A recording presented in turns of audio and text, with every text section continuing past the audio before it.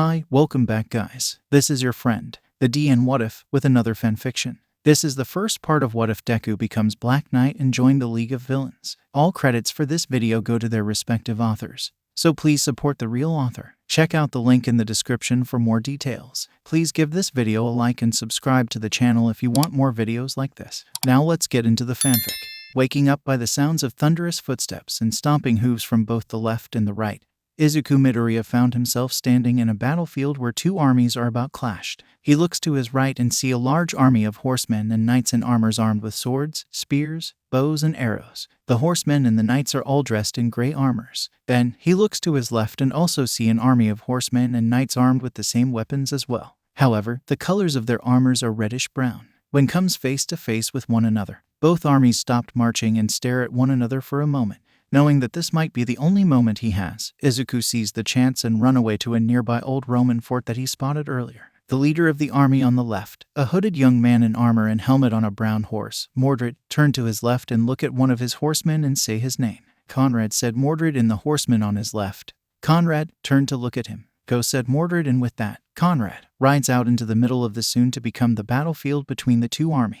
In the right army, King Arthur, who's riding on a black horse and wearing an armor with blue cape and has his sword, the Excalibur, sheathed with him in its scabbard on his left, sees Conrad is riding toward to his army. Who's this? Asked Percival, one of the king's knights of the Round Table on a white-winged horse, who hailed from the land called Scandia in the north of continental Europe. He is also known as the Black Knight. I guess they wanted to have a deal with us. After all, you're still his father, your majesty, said Lamorak, another member of the Knights of the Round Table with black beard and riding a brown horse, who hailed from an island off the coast of Wales. And this left the King of Loggers to think for a while about this, thinking back to his son's actions of conspiring against him, and has been secretly building an army to seize the throne from him to this moment where his army and his son's army are about to clash. He finally reached the conclusion, and that Mordred needed to be teach a lesson that he will never forget and might even have to pay with his life. No deals. My son and his army shall surrender. They should not struggle for nothing, said King Arthur, and with that, Lamorak nodded and ride his horse out to meet the enemy's army's messenger on the battlefield. Both of them keep riding in the open field until they meet each other in the middle of the field itself. Once they met each other, Lamorak quickly says that he's listening to the conditions to surrender from the enemy's army's messenger. I'm listening to your conditions of surrender, said Lamorak. We will not surrender, said Conrad, and this makes Lamorak raise his right eyebrow. Are you visiting just to say that? Asked Lamorak. His Majesty, the rightful heir and future king of Loggers, Mordred, wanted you all to know that he commanded all of his soldiers to die. We will fight for our honor and his claim to the throne until the very end, said Conrad, and this resulted in Lamorak to narrow his eyes while looking at the messenger. His Highness, King Arthur, is the rightful ruler of Loggers and all of Britain. He is not here to destroy all of you, but merely to punish his son for his rebellion against his reign. So he commands you to surrender, said Lamorak, and with that, both messengers parted ways and returned to their armies. Conrad is the first to reach his army and tell Mordred everything that he heard from King Arthur's messenger. What's the news? Asked Mordred. King Arthur is here only to punish your majesty. They asked us to surrender, said Conrad, and that alone makes Mordred smirked. My father should punish the corrupted aristocrats in his realm first. Get ready to attack, said Mordred as he's turning around to say that to his men. Meanwhile, at King Arthur's army, Lamorak finally made it back to the army and tell the King of Loggers everything that the messenger from Mordred's army told him earlier. Your son is here for a fight, your majesty. He said that he commanded all of his soldiers to die for honor and his right to the throne, said Lamorak, and after he said that, the King of Loggers paused for a moment while still looking at him. I hope it will be like that. I hope my son will keep his promise and fight for honor and his claim to the throne like he said Arthur, always knowing that his son is one stubborn young man who always determined to get what he wanted. And with that, Sir Lamorak rejoined the ranks by riding his horse in. Your Majesty, their movement started. They're attacking, said Percival. Huh, yelled King Arthur, and with that, he turned his black horse around and began ride in front of some of his men, passing them one by one. My knights, my allies, my lions, and my brave ones, with God's permission, I am truly believe in victory. Those who died for the kingdom of Loggers and all of Britain are the beloved subjects of God, said Arthur as he's riding his horse passing his men. So may your war be blessed and your swords sharpened, said Arthur as he's stopping his horse, and then pull out the Excalibur and raise it into the air. For Logres, for Logres, for Logres, yelled soldiers of King Arthur's army while Mordred is looking at them and his father with anger. Attack, yelled Mordred as he's pointing his sword toward to his father's army. and as soon as he commanded, his entire army, ranking from the infantries to the mounted cavalry forces, immediately rush out to fight the king's army. And just as when Mordred's army is rushing out into the battlefield, so does the army of King Arthur. "Your Majesty, we must leave this place. We have to get out of the range," said Percival, and with that the King of Loggers turned to look at him. "I got a letter from Guinevere. She wrote the news about Lady Rosamund," said Arthur, and this caught the attention of Percival because the king just mentioned the Queen's lady-in-waiting, who he has been romantically involved with. "Written that she is pregnant," said Arthur, and with that, the king rides off to join his troops in the battlefield, leaving Sir Percival shocked that he is now a father. "Father, I am a father now," said Percival as he's processing what the King of Loggers just told him. Back on the battlefield, both armies finally clashed against one another. Horsemen from both sides clashed their swords against one another while some are shooting arrows to their enemies. One of the arrows of King Arthur's warriors struck on the right shoulder of the enemy, making him fall down from his horse. "Don't stop, my lions. Keep going. Hit them hard," said Lamorak as he's observing from nearby with his own troops. Back on the battlefield, warriors from both sides are still fighting and killing each other. One of King Arthur's knights kicked one of Mordred's warriors on the head, making him fall, thus leaving him open. So he seized the moment and stabbed him to death with his sword. Then, one of Mordred's horsemen is coming through while swinging his sword around, trying to harm anyone who comes too close to him. However, another knight of King Arthur fearlessly runs toward him and take him by surprise by get on his horse and push him down from the horse with him. While the knight managed to get up in time to rejoin the battle, the fallen horseman is stabbed to death with the other nearby knight. However, luck does not always favor everyone in King Arthur's army. As such, one of Mordred's men managed to block a kick by using his shield. And to make the matter worse, he accidentally stumbled on his own feet, making him fall. Seeing his chance, his opponent quickly stabbed him in the stomach, thus killing him. Back at the army's central command, Sir Percival is looking at the raging battle intently while also thinking what should his next move be. And after thinking for a moment, he finally figured a plan out. So he turned to one of his men on his right and tell him his next move. "Inform Sir Lamorak. He shall withdraw," said Percival, and with that, the horseman on his right immediately leave to give Sir Lamorak of Sir Percival's order to withdraw. Back on the battlefield, King Arthur's army lost another two of their troops. The first one was a horseman who has been stabbed into the stomach, thus killing him while he's falling from his horse. The second one is an infantryman who got kicked in the chest and gets stabbed after he fell down on his back. Meanwhile, the horseman sent by Sir Percival has finally made it to Sir Lamorak's division and inform him of Sir Percival's order to withdraw. "Sir Lamorak, this is the order from Sir Percival. He wished for you to withdraw slowly," said the horseman, and with that, Sir Lamorak nodded in understanding before began to inhaling in and out for a few times. Once done, he decided to give the order to the horseman on his right. "Retreat," yelled Lamorak, and with that, he ordered the horseman on his right to ride out to inform the field commander about the decision to retreat. Back at King Arthur's central command, Sir Percival decided to give another order to another one of his horsemen. "Tell the troops in the center to retreat. Now go," said Percival, and once gave out the order, the second horseman rides out to inform the another field commander in the battlefield to give him Sir Percival's order to retreat. Soon, the entire army of King Arthur begins to retreat back to the central command.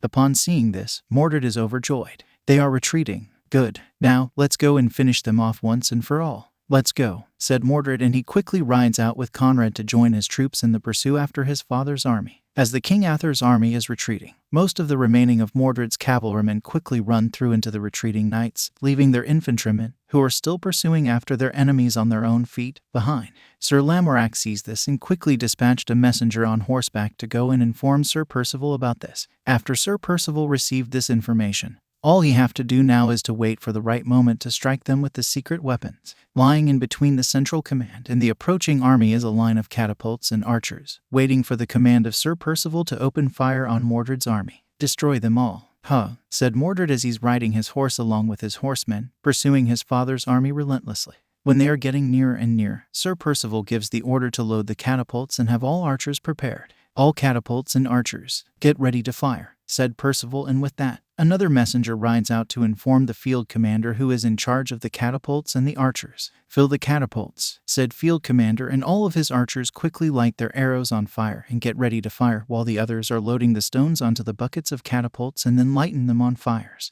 When Mordred's army is in the range, the field commander immediately ordered all of his men to open fire on the enemies. "Open fire," said field commander, and with that, the men at the catapults opened fire on the enemy. bombarding them with the flaming stones and flame-headed arrows. The bombardment greatly shocked Mordred's army and forcing all of his men to halt their advances. Upon seeing them are coming to a halt at the moment, Sir Lamorak decided to strike now. Brave men get to live for years, but will get such an opportunity just once. Hit them, said Lamorak, and he rides out to join the rest of the troops with his men who have been staying with him the whole time.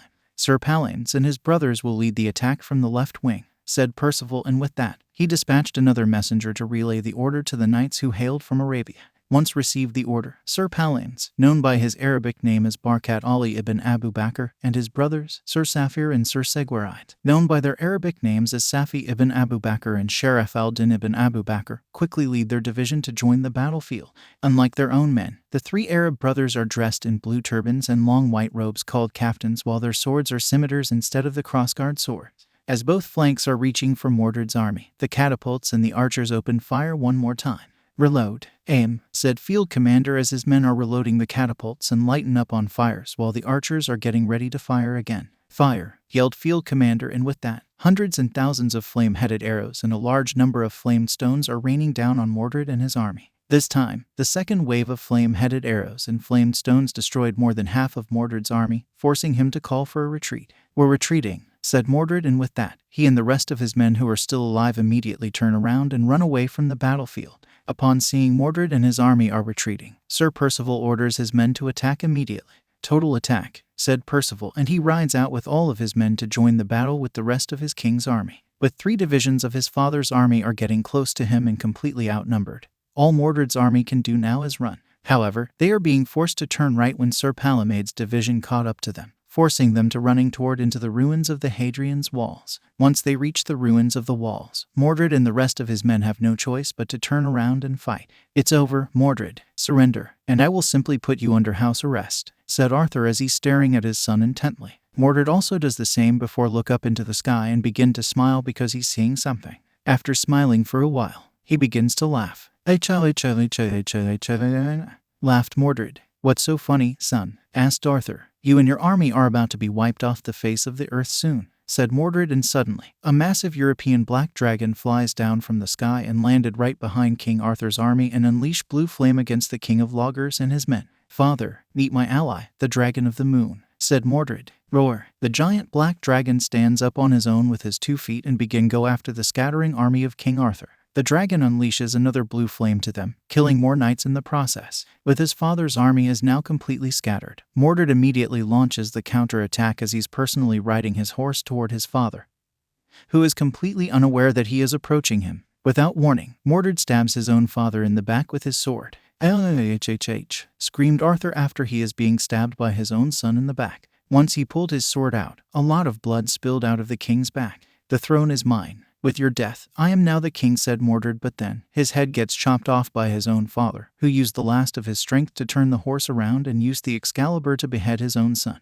Once done, the King of Loggers closes his eyes as he falls down from his black horse and dies. Soon, Mordred's body also falls from the horseback near his father's body. But their leaders died. The commands of both armies are now in the hands of Conrad and Sir Percival. Conrad, who witnessed the death of Mordred himself, decided to call off the rest of the survivors of his army and used the moment to retreat. As for the remaining of King Arthur's army, the army itself has been smashed and scattered into many directions by the might of the Dragon of the Moon. On the old ruins of the Hadrian's walls, Izuku has been watching the whole battle in shock. Suddenly, the black dragon turned to look at him, and without warning, he breathed out blue fire to him as he's screaming to the top of his lungs. "Hhhh!" screamed Izuku as he is being engulfed by the blue fire. Suddenly, everything goes black. Then, Izuku wakes up and found himself on his bed in his room. He then looks around to see that is there anything unusual in his room or not. After seeing that nothing unusual existed in his room, he turned around and looked at the clock, which is showing him that it's 3:45 in the morning. "What a weird dream," said Izuku, and then he gets up from his bed to get a glass of water in the kitchen. Meanwhile, at the location known as the Bridgewater Castle in England, something has awakened. Deep underground into the castle's catacombs lied the sarcophagus of Sir Percival of Scandia, one of King Arthur's Knights of the Round Table who died during the Battle of Camlann, and those of his descendants. After his death, he was interred under his own castle by his pregnant wife, Lady Rosamund. As for his weapon, the Ebony Blade, the mystical sword forged by both himself and Merlin, the royal sorcerer of King Arthur, is also being kept in the catacombs with him and his already passed away descendants who assumed the mantle of Black Knight like him. The sword itself is now being hanged on the top of the wall and never show a movement before until now. Having sensed the descendant of Sir Percival across the world, the sword begins to vibrate uncontrollably. Suddenly, it breaks free of its bindings on the wall and float up into the air. Then, it flies through the ceiling, piercing through everything in its way until it is out of the castle and fly away into the sky, heading to Japan to find Izuku Midoriya, the descendant of Sir Percival of Scandia, the first Black Knight. After went back to sleep after have a glass of water. Izuku later gets up in the morning after, have breakfast and get ready for school. To him, it's nothing but another day of suffering for being quirkless. Like the other days before, he is subjected to constant bullying, insults, beatings, and being humiliated again and again. Today is basically no different. Even more, his old friend, Katsuki Bakugo, burnt his notebook, tossed it out of the window, and threatened him not to apply to UA, the hero school that he always wanted to attend. Later, while walking back home, Izuku accidentally meets All Might, who saved him from being taken over by a slime villain. In a desperate effort to get the answer about the question that he always has in mind, he latched onto All Might's leg while he's taking off. Having no other choice, All Might landed on the rooftop. Izuku then asked him a question, asking that is it possible to become a hero without a quirk. After thinking for a moment, All Might suddenly transformed into a skeletal man and then lifted his shirt up to show him the scar he received from one of his battles, along with telling him how he got it in the first place. After that, he finally gives him the answer of the question he asked earlier after he lets go of his shirt, covering the scar on his body once again. No, young man, I don't think that is possible. After all, heroes need to put their lives on the line every day to protect the others, said All Might. But what about Tony Stark, as an Iron Man? You heard of him, right? Asked Izuku, and when he mentioned the famous armored hero from America, All Might's face becomes even grimmier than before. Like the other pro-heroes around the world, he has heard of how Tony Stark, the CEO of Stark Industries, escaped from being captive of the terrorists in Afghanistan by inventing a highly advanced suit of armor. And once he returned to the US, he invented more armors for himself and used them to become a hero known as Iron Man, thus inspiring many people who lack quirks around the world to become like him in the process. I would not recommend you to take the same path like him, kid. While it is true that he has proven the world wrong, he is also spreading a very dangerous idea, said All Might. Dangerous idea? Asked Izuku. While he has proven it to world that someone who doesn't have a quirk can become a hero, his actions of building and using those armors clearly said it out loud that only those who are wealthy enough and smart enough can afford those armors. Even more, the specs about his armors have been stolen from his company some years ago. And after that, new villains equipped with suits of armors similar to Iron Man began to appear to wreak havoc on the streets. You know about the defeat of the Squadron Supreme at the hands of two armored villains known as Whiplash and Crimson Dynamo years ago, right? Asked All Might, referring to how two quirkless villains in highly advanced armors known as Whiplash and Crimson Dynamo, who have shown themselves to the world by defeating a group of American heroes called the Squadron Supreme, consisting of Nighthawk, Dr. Spectrum, Hyperion, Power Princess, Speed Demon, and Nuke. It won't be until Iron Man arrived at the scene in a new big suit of armor and defeat both of them and have them turned over to the police officers. Also, the chance of finding a wealthy patron to finance is 50/50 at best, because not everyone is willing to patronize someone with such an idea, considering it to be not in line with how traditional pro-heroes work, said All Might. "UIC," said Izuku as he's looking down to the ground, seeing the boy is such a condition. All Might attempted to cheer him by telling him that he can become a police officer when he grown up, and also tell that while it is not wrong to dream, he also has to be realistic. Once the conversation ended, All Might reactivated his quirk and left, leaving Izuku all alone on the rooftop. Unbeknownst to All Might, his words shattered Izuku's dream. And plus, with all of the mistreatments that he received ever since he has been identified as quirkless, he has had enough. If his idol doesn't even believe that he can be a hero and even said that Iron Man is the source of the rise of the new type of villains who relied on highly advanced armors, then what's the point of trying to become one anymore? After standing alone for a while, Izuku decided to return to his apartment. Once he's back, he gets into his room and writes down a note, telling his mother that he cannot take it anymore due to the sufferings he received every day ever since he has been diagnosed as quirkless. Once done, he left and get on the rooftop of the apartment that he lives, deciding to take a swan dive off the roof like his old friend advised him to do. But just as soon as he jumped, something else caught his right hand. When he opened his eyes, he found that one of his hands is clinging onto a sword, one that is flying nonetheless. What the said Izuku, but before he could finish, the sword suddenly takes him to somewhere in the city. Once in the city, the sword landed on a top of a 3-story building. When Izuku's feet touched the ground, he immediately lets go of it while taking a few steps back. After a moment of nothingness, the sword turned itself into a vertical position and stabbed itself onto the ground of the rooftop. Then, it begins to glow in blue color, and then an intangible man in medieval armor and cape who appeared to be made out of the blue light sprout out from the sword. When Izuku looked closer, he remembered that the figure before looked exactly like the knight who is riding a winged horse in his dream.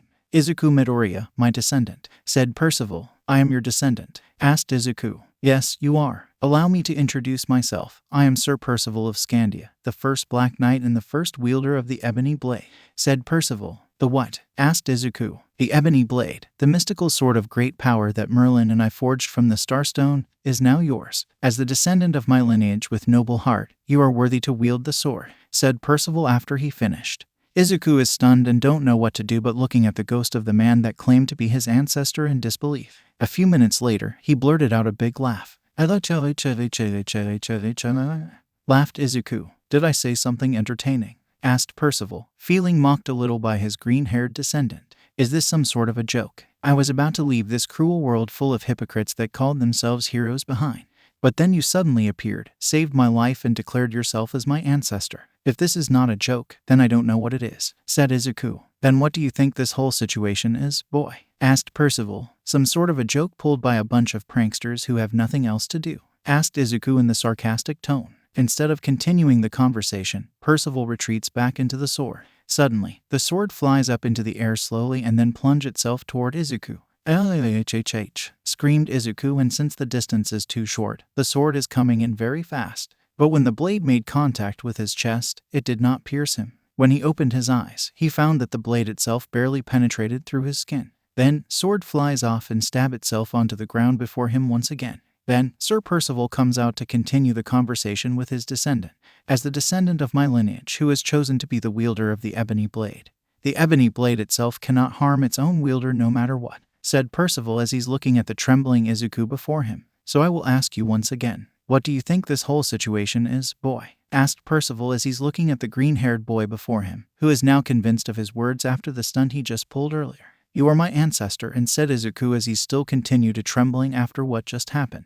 "And?" asked Percival. "And that I am your descendant. And that you're offering me this sword to wield," said Izuku as he's slowly to trembling less and less, beginning to recover from what just happened earlier. "Correct. Now, will you, Izuku Midoriya, accept the Ebony Blade and become the new Black Knight?" asked Percival, and when he said, Izuku begins to think. With the Ebony Blade, he can become a hero like he always wanted to be. However, that will also mean he have to join people who are nothing but hypocrites, who will most likely only respected him because he has what it takes to become a hero like them. So would he be happy if he became a hero? Certainly not. After all, he experienced some of the most extreme negative aspects of the hero society himself throughout the most of his life. This is greatly disturbing to him and making him feel uneasy. And now, with the arrival of the Ebony Blade before him, Izuku's uneasiness within him has reached the level of personal crisis because the more he thinks of the sufferings he went through, the less he wanted to become a hero. So should he pick up the Ebony Blade in the name of the Black Knight and use them to become a hero like he always wanted to be, or should he reject it? If he rejected it, his ancestor will surely be upset about this and will most likely continue pestering him for sure. However, after being rejected by All Might and the sufferings he went through, he no longer has the desire to become a hero as well. But then, an idea suddenly popped up in his head. He can use the powers of the Ebony Blade to defeat the pro-heroes, the true lords of the hero society, and replace this society corrupted by hero worship with something else. But before he can think of what could be the replacement, he suddenly heard the sounds of fighting down below in the alley on his right. He quickly rushes to the edge of the building and sees a group of men in black clothing similar to the ninjas are cornering a young woman with long black hair and tan skin and white shirt, blue jacket, gray pants, and white shoes with a black backpack on her back. Judging from her appearance and look, she is most likely a few years older him. "Surrender, Lai Laney, and we will take you back to the Ten Rings sect alive," said Field Leader as he and his men are getting closer to their target, the young Chinese Uzbek woman named Lai Laney, who appeared to be very tired right now. "That means she must have been struggling against these guys for a while now. Force me if you guys can," said Laney, and she gets into the fighting stance, seeing that she is not going to surrender anytime soon.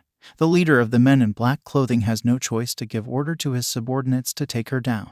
"Bring me her corpse," said Field Leader, and with that, all of his 5 men jumped forward, ready to strike her down with the short swords in their hands. But before they could reach her, Izuku suddenly jumped down before them with the Ebony Blade in his right hand and unleashed the crescent-shaped orange energy blade on all 5 of them, cutting each of them in half. His unexpected arrival and action shocked both Lai Laney and the leader of the men in black clothing alike. "Are you okay?" asked Izuku after he turned around to look at her. Before she could reply, she sees the leader of the enemies has seized his chance and attack as soon as her savior has turned his back on him. Without giving a reply, she pushed him out of the way and summoned some sort of glowing blood red at her right fist and punched at the leader's face, sending him flying straight out from the alley and hit the wall on the opposite of the street, thus scaring and alerting the passing people in the process. Knowing that she needs to leave, she pulled out the brown flute from her backpack and threw it into the air. Then, she grabs Izuku by his collar. "Hey," said Izuku, but before he could protest any further, she jumps into the air and landed on the flute, which is somehow magically floating in the middle of the air. "Hold on tight," said Lainey, and with that, she rides the flute into the sky with her savior in her hands. "HHH," screamed Izuku as he's holding onto Lai Laning's right arm tightly. After flying for 5 minutes straight, she landed in the abandoned construction site and let go of Izuku. After he breathed for a moment, he bombarded the young Chinese Uzbek woman with a lot of questions.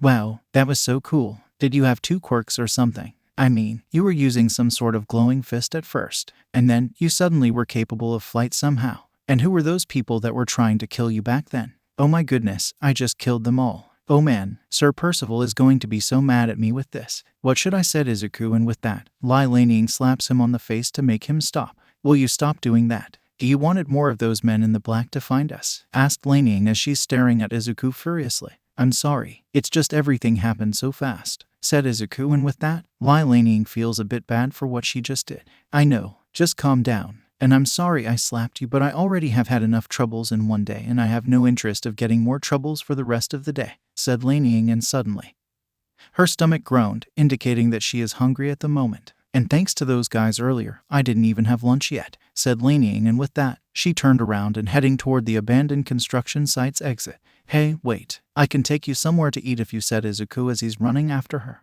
But before he could finish, she turned around and stopped him. "No need. All I have to do now is to find my fiancé's place. By then, I'm most likely going to have my belly filled. Also, don't hold the sword around randomly if you're not going to use it," said Lainey, and when she said that, Izuku suddenly remembered that he is still holding the Ebony Blade in his right hand. But that also when he happened to realize that he doesn't have a scabbard to keep it as well. Suddenly, his stomach also groaned as well. Just like her, Izuku is now getting hungry as well. "Hungry too?" asked Lainey as she's turning around to face him. "Yes," said Izuku as he's rubbing the back of his head with his left hand as his cheeks are turning red a little. And after thinking for a while, the young Chinese Uzbek woman decided to allow him to come with her. "Fine, but I'm merely doing this to repay you after you saved me earlier. Got it?" asked Lainey. "Thank you, Miss U," said Izuku, and that is when he remembered that he didn't get to know her name yet. "My name is Lai Lainey." "And you are?" asked Lainey. "Izuku Midoriya," said Izuku as he's extending his left hand out for her to shake. After a brief moment of nothing, she grabs his hand and shake it for a few times. After that, she lets go. "Now, come along, kid. My fiancé is waiting for me," said Lainey as she's walking out of the construction site with Izuku's following her. Unbeknownst to both of them, a woman with short dark blue and pink two-tone hair and angled eyebrows in a dark sleeveless dress, light boots and a metallic utility belt is looking at them through the scope from the extended rifle from her right elbow from the rooftop of the building that located a few kilometers away from where they are. She is none other but the former pro-hero turned villain known as Lady Nagant. Once spot them leaving the abandoned construction site, she contacts someone through the earpiece on her left ear by touching it with her left hand. "Kurogiri, this is Lady Nagant. I've found them," said Lady Nagant. Back to Lai Laning and Izuku, who are now walking together to find Lai Laning's fiancé's location. And due to the fact that Izuku didn't have a scabbard to keep the Ebony Blade, he willingly lets Lai Laning to carry the sword for him by having it hiding between her back and her backpack. Of course, it didn't help much since the sword itself is quite long. But luck is on their side because the street itself and both sidewalks are largely empty, with most cars are just being parked and not so many people in sight on the sidewalks. As for some people who are still walking on the street, they're either too preoccupied with their own businesses or that they simply thought that the sword itself is fake like the ones being used in TV shows. As they are walking, Lai Laning feels like they are being followed and glance at whatever that is following her and the boy. That's when she found more of the men in black clothing are after them by running and jumping from rooftop to rooftop. Out of nowhere, she turned around, grabbed Izuku by surprise and rushed into the alley on her left. "What happened? Why did you just?" said Izuku, but then she grabs him at his mouth, silencing him. "We're being followed," whispered Lainey as she's slowly alking backward while still looking around cautiously. However, she then found that the alley she and Izuku just get into happened to be a dead end when her back touched the wall. Now, it's either fight and win or fight and die. But before she could even get to hand the Ebony Blade to Izuku, a swirl of dark fog suddenly formed before them. Before both of them could react, it reshaped into a form of a man in a suit similar to the one the butlers usually wear, and brown shoes with a tie and metal brace around his collarbone, with his head and his hands are completely covered in dark purple mists. He is Kurogiri, the second in command of the organization known as the League of Villains. "Hello, Miss Lai and young friend. My name is Kurogiri, and I am here with an order to escort you to meet your fiancé," said Kurogiri, and with that, he reshaped himself back into his portal form, which is a swirl of dark fog. In need of a way to escape the pursuers, Lai Laniying and Izuku decided to take the chance and enter the portal. Once they entered, Kurogiri transported himself back to where he came from as well. By the time the men in black clothing arrived in the alley, they all are gone, and that alone left them dumbfounded. They disappeared. It was like they vanished in the face of the earth, said man in black clothing number 1. "How did they do that? None of us see her jumped out from this place," asked man in black clothing number 2. "We have to keep looking. The Grand Elder will not spare our lives if we cannot eliminate her," said man in black clothing number 3, and with that, they all immediately jumped back onto the rooftops and spread out to find where Lai Laniying is. Unbeknownst to them, she and her savior, Izuku Midoriya, are now at the hideout of the League of Villains, which is known as the Bar with No Name. Meanwhile, at the Bar with No Name, "So you're my fiancé, Tamura Shigaraki?" asked Laniying as she's looking at the man with bluish-gray hair with the hand mask on his face and black shirt, black pants and red sneakers with Izuku. "And you're the lady who Sensei betrothed me with?" asked Tamura as he's looking at her intently while sitting on one of the chairs before the counter. Then, Kurogiri walks from behind the purple curtain and serve a dish of finger cheese sandwiches and 2 glasses of iced tea to them. Then, both of them grab some sandwiches and begin to eat while also looking at the other occupants in the bar. Aside from Shigaraki and Kurogiri, Izuku recognized Lady Nagant, the pro-hero turned villain, who has been leaning against the wall from the opposite side of the bar while also looking back at him. Lai Laniying, Shigaraki and Kurogiri at the same time. The other occupant in the bar that he and Lai Laniying spotted is a humanoid chameleon in black bodysuit, black sneakers and a headset, who is sitting near Shigaraki while having a mug of root beer. As both newcomers are enjoying their meal, a voice suddenly comes from the nearby monitor with the word sound only on it, who both Lai Laniying and Izuku assume to be the one Shigaraki called Sensei.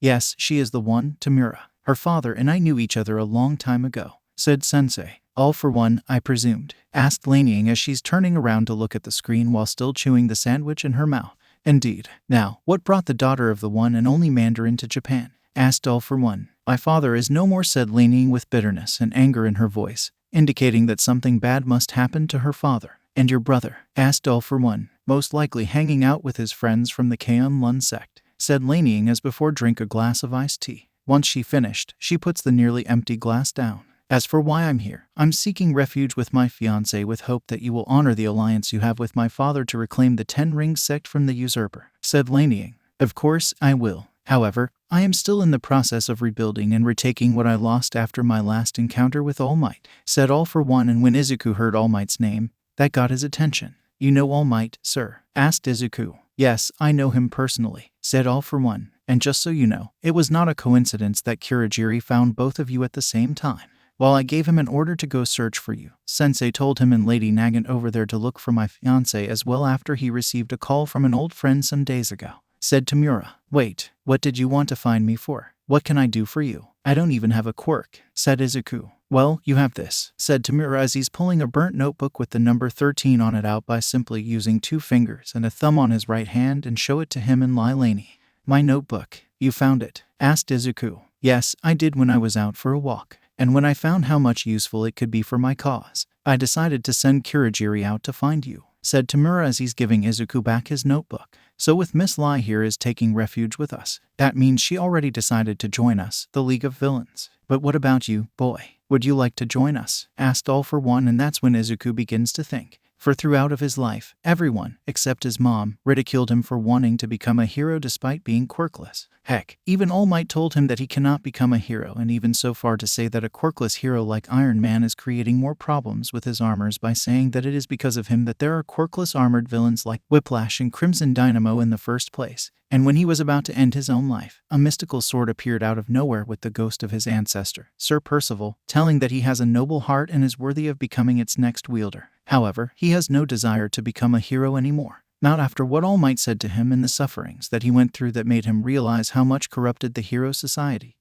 If he decided to become a hero, then he would be nothing but a hypocrite, and that the only reason the other heroes and the rest of the society will respected him is because he managed to become successful like them. And now, here is the chance to correct what went wrong. With an offer to join a group of villains who is being respectful and seeing the value in him, and with the Ebony Blade in his hands, how can he say no to this? "I'm in," said Izuku after he thought it through. "I'm glad to hear that. So what will be your code name, boy?" asked All for One, and then Izuku thinks back to the title that Sir Percival has used when he was alive. "Black Knight. Call me Black Knight," said Izuku. "Welcome to the League of Villains, Black Knight," said All for One. A few days have passed after Izuku joined the League of Villains as Black Knight. When he told his ancestor, Sir Percival, about this, he was mad at Izuku at first, but when he told him of what he has been through and how much corrupted the hero society, Sir Percival laughed before telling him that this is not the first time he has heard of such a thing from one of his descendants. Apparently, he has heard this kind of thing before from his descendant, who happened to be a crusader who was in the service of King Richard the Lionheart of England, who told him that the knights of his days and the knights of Sir Percival's days are completely different from one another, because the knights of his days are nothing but the vicious and cruel thugs. When Izuku asked who's the one who told him such a thing, Sir Percival merely told him only when he's ready to meet him when he will appear before him to the boy. And once they were done with the talk related to the corrupted societies, Sir Percival told him about his steed, Aragorn, the winged white horse that he and all of his descendants who assumed the mantle of Black Knight have ridden when they were alive. "Can you tell me where the horse is?" asked Izuku, who's still in his pajamas, as Sir Percival is standing before him with the Ebony Blade being stabbed on the ground. "No need to find him, boy. He will find you, and once you've proven yourself to him, he will come to you," said Percival. "Then how can I prove myself to him? Didn't being chosen as the wielder of the Ebony Blade by you is enough to him?" asked Izuku. "The sword knows that you have a noble heart since you and the sword are linked, Izuku Midoriya. But Aragorn does not, so you have to prove yourself to him. And once you did, only then you can ride him," said Percival, and then he retreats back into the Ebony Blade. "But how can I prove myself to him now that I'm a villain?" asked Izuku, and with that, he puts the Ebony Blade into the scabbard given to him by Kurogiri a few days after he joined the League. Then, he picked up his smartphone and used it to check the news like he used to do in the morning ever since he joined the League. As usual, the news about his disappearance is still quite a hot topic on the media. When he first saw it a few days after he decided to become a villain, he knew it for sure that his mother not only found his note but also filed the case to the police as well. So ever since he has been declared as the missing person by the authorities, he knew that he has to be careful whenever he left his apartment's room that All for One given to him in the League's hideout. Once he's done checking the news, he has the smartphone recharged while go to take a shower in the bathroom. By the time he's done taking shower and changing his outfit from the pajamas to his new regular clothing, which is a white shirt, formal black coat, green fedora, black trousers, black gloves, and a green tie, which were offered to him by Kurogiri. Once done, he grabs the sheathed Ebony Blade, hang it by the belt and cover it with the coat. Then, he leaves his apartment and goes out for a walk while also thinking of how can he prove himself to Aragorn now that he is a villain. As he continued to walk, a 68 feet tall blonde woman in purple and pale tan-colored skin-tight bodysuit that is accented with orange stripes with purple gloves and purple boots suddenly fell down on the street near him and the others. When Izuku takes a closer look, he realized that the woman is actually Mount Lady. Ouch, groaned Mount Lady as she's still lying on the ground as the people are beginning to form a crowd around her while also taking out the smartphone, ready for what will happen next. Suddenly, a man in red jumpsuit and white skull mask and white bulletproof vest suddenly landed before her, thus scaring and dispersing the crowd. He is the villain known as the Looter, wanted for many successful bank robberies by using his quirk that given him super strength. Judging from the situation, Mount Lady and the Looter were fighting each other, and the Looter most likely grabbed her when she attempted to defeat him by using one of her enlarged hands and threw her from where they were earlier. And she ended up landing here. "How's that for the loser, Scout Lady?" asked the Looter as Mount Lady is getting up. "It's Mount Lady for you," said Mount Lady before she slams her right fist onto him. But like the previous time, he caught her again with his super strength. "It appears that someone never learned," said the Looter, and this time, he throws her to hit the nearby building, scaring many people to get out of the way in the process. But just as soon as he turned around after he threw her there, he is taken by surprise with a slap from Mount Lady, who pretended to be knocked out as soon as he turned his back on her with her right hand. The slap sent him to fly, hit a nearby car, crashing it and knocking him out in the process. And with that, most of the civilians who have seen the whole fight cheer for her success, leaving only a few who does not, and two happen to be Izuku while another one is the businessman whose car has been crashed by the villain after being sent to hit it by the slap from Mount Lady. "My car," yelled the businessman who's standing near the car that the villain crashed into earlier. "Oops," said Mount Lady as she's getting up. Once she gets up, she begins to shrink down to the normal size and go to pick the unconscious villain up as the police cars are arriving. After that, she hands over the looter to the cops, telling the businessman whose car has been destroyed to contact the number she given him to claim the insurance and go back on patrol. After the whole incident, the crowd dispersed, leaving Izuku to think of two things alone. The first one is should he prove himself to Aragorn just like how the pro-heroes save the others, while the second one is that no matter how many times he has seen Mount Lady, she always looked so familiar to him. It was like that he saw her somewhere else before but not as Mount Lady. Groaned Izuku as he continues his walk while also thinking on these two matters at the same time.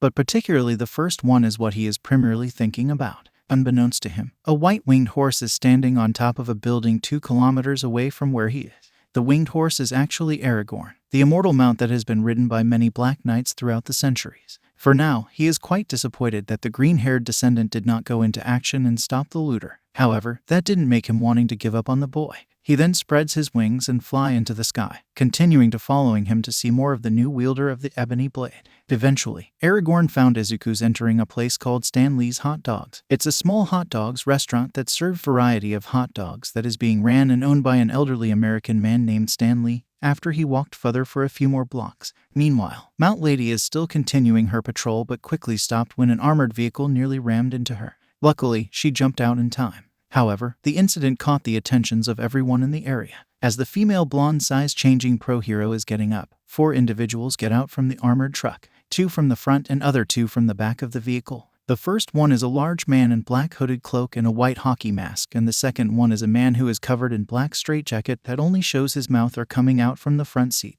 The third individual is a woman who appeared to be an albino African in black dress, while the fourth individual is a humanoid mandrill in blue shirt, black pants, and red cape.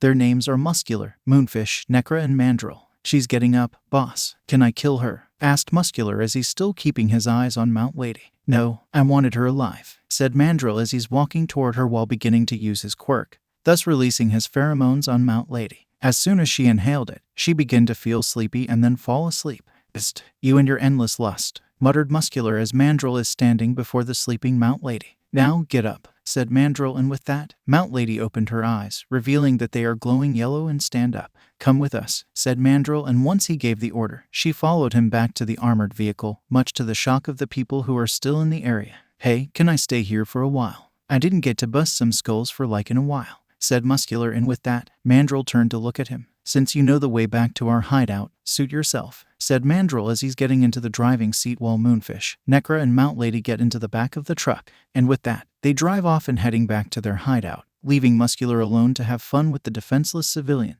This is so going to be so fun," said Muscular as he's approaching the nearest group of civilians while taking off his hooded cloak and hockey mask, revealing that is a blonde man with a missing left eye and a large scar on the left side of his face, and sleeveless red shirt and black pants with black jackets hanging around his waist. But before he could reach them, he is suddenly being tangled by the wooden branches from behind.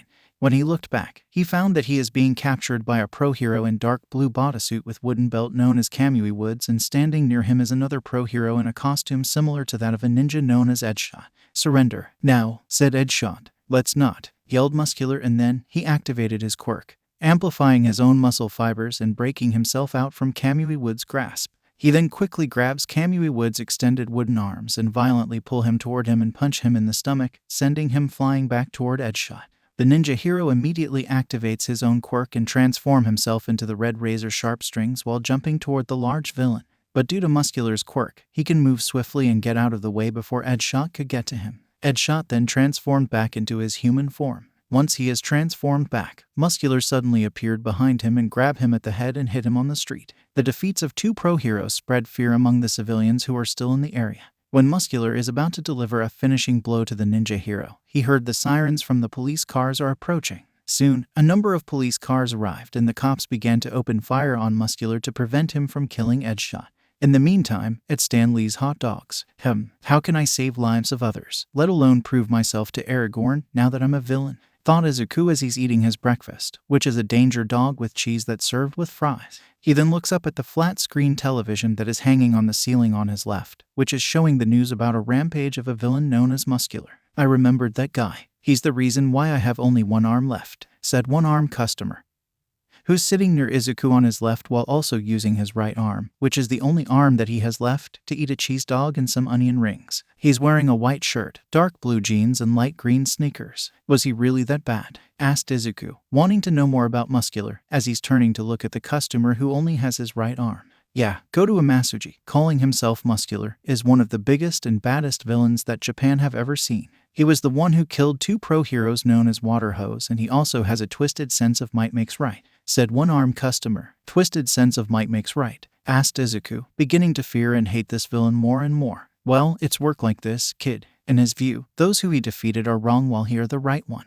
Of course, it can work vice versa. But so far, I never saw or heard of his defeat like at once, said one-armed customer. Thank you for telling me this so that I can avoid him. But how did you so much about him? Asked Izuku. He and we used to go to the same school back when we were kids, said one-armed customer as he's finishing his cheese dog. And once the cheese dog is gone, he continued to eat the remaining onion rings in the dish. As he's preoccupied with his own foods, Izuku paid for his breakfast and leave the restaurant while its owner, Stan Lee, is collecting the money that he left behind.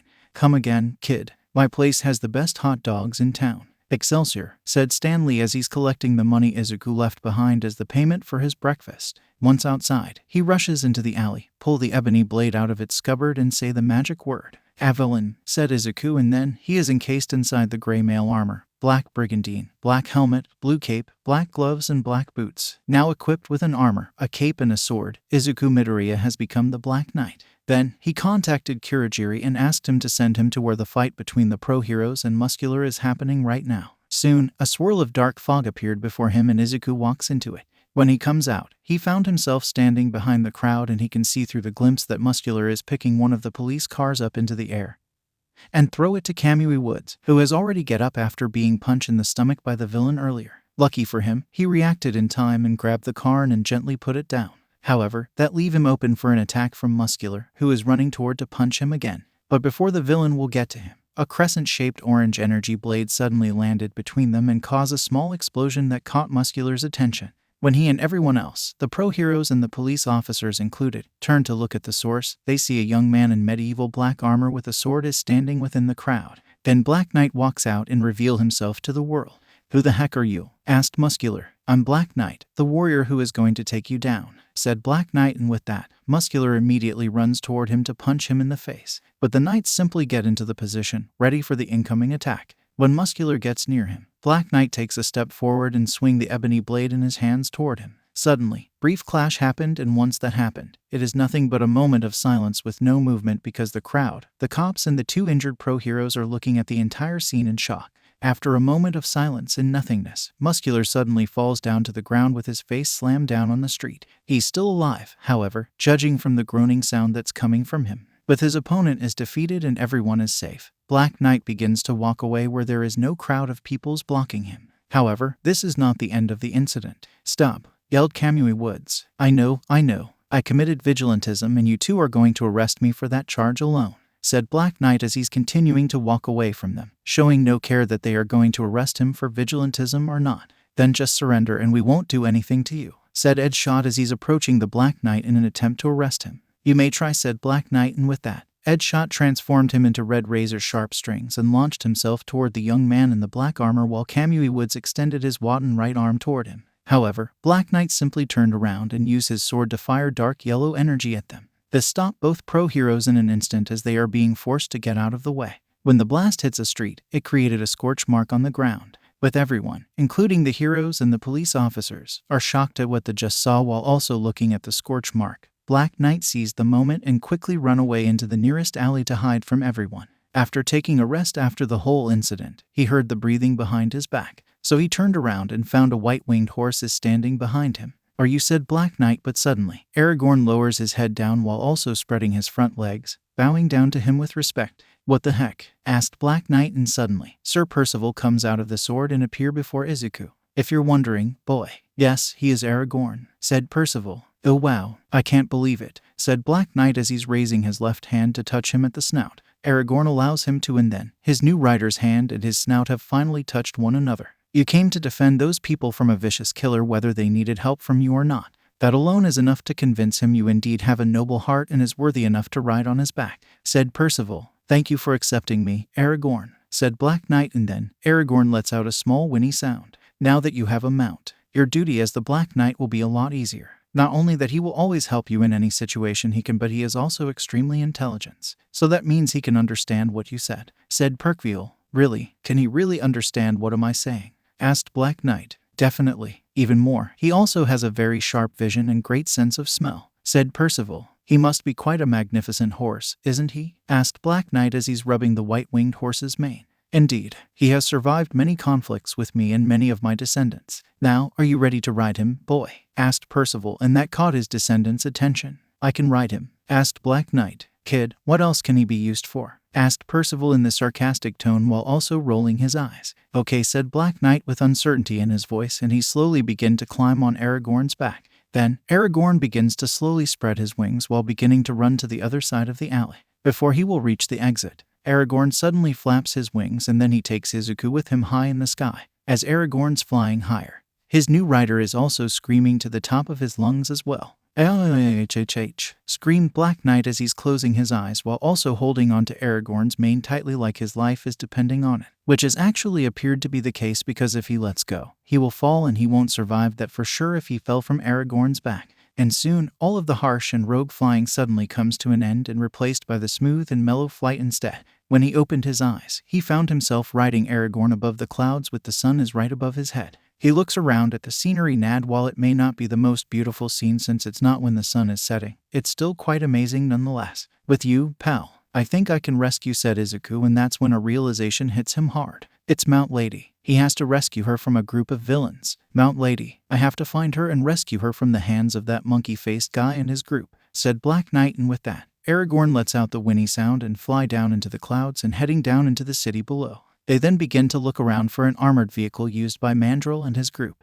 After they are looking down on the streets below them for some time, they finally spotted the white armored vehicle that they've been looking for. But to know for sure, they have to get a closer look at the armored truck. So they fly down to the vehicle and land it on the street. Once landed, Black Knight begins to ride his winged horse after the armored truck. This ended catching the attention of some of the occupants in the truck, who are turned out to be Mandrill, Necra, and Moonfish. Moonfish, get rid of the pests, said Necra, and with that, Moonfish gets up the back of the armored truck, which is full of many young women and teenage girls with Mount Lady as being one of them, and go to the back door of the truck. Once he bummed the door open, he used his quirk and unleashed the enlarged and reshaped teeth from his mouth on Black Knight and Aragorn. Seeing an incoming attack, Aragorn quickly flies up high into the sky, letting Moonfish's enlarged and reshaped teeth to smashed into the ground. After seeing no more enemies, he retracted his teeth back into his mouth and returned to his seat. Unbeknownst to them, Black Knight and Aragorn are secretly following them back to their hideout by flying.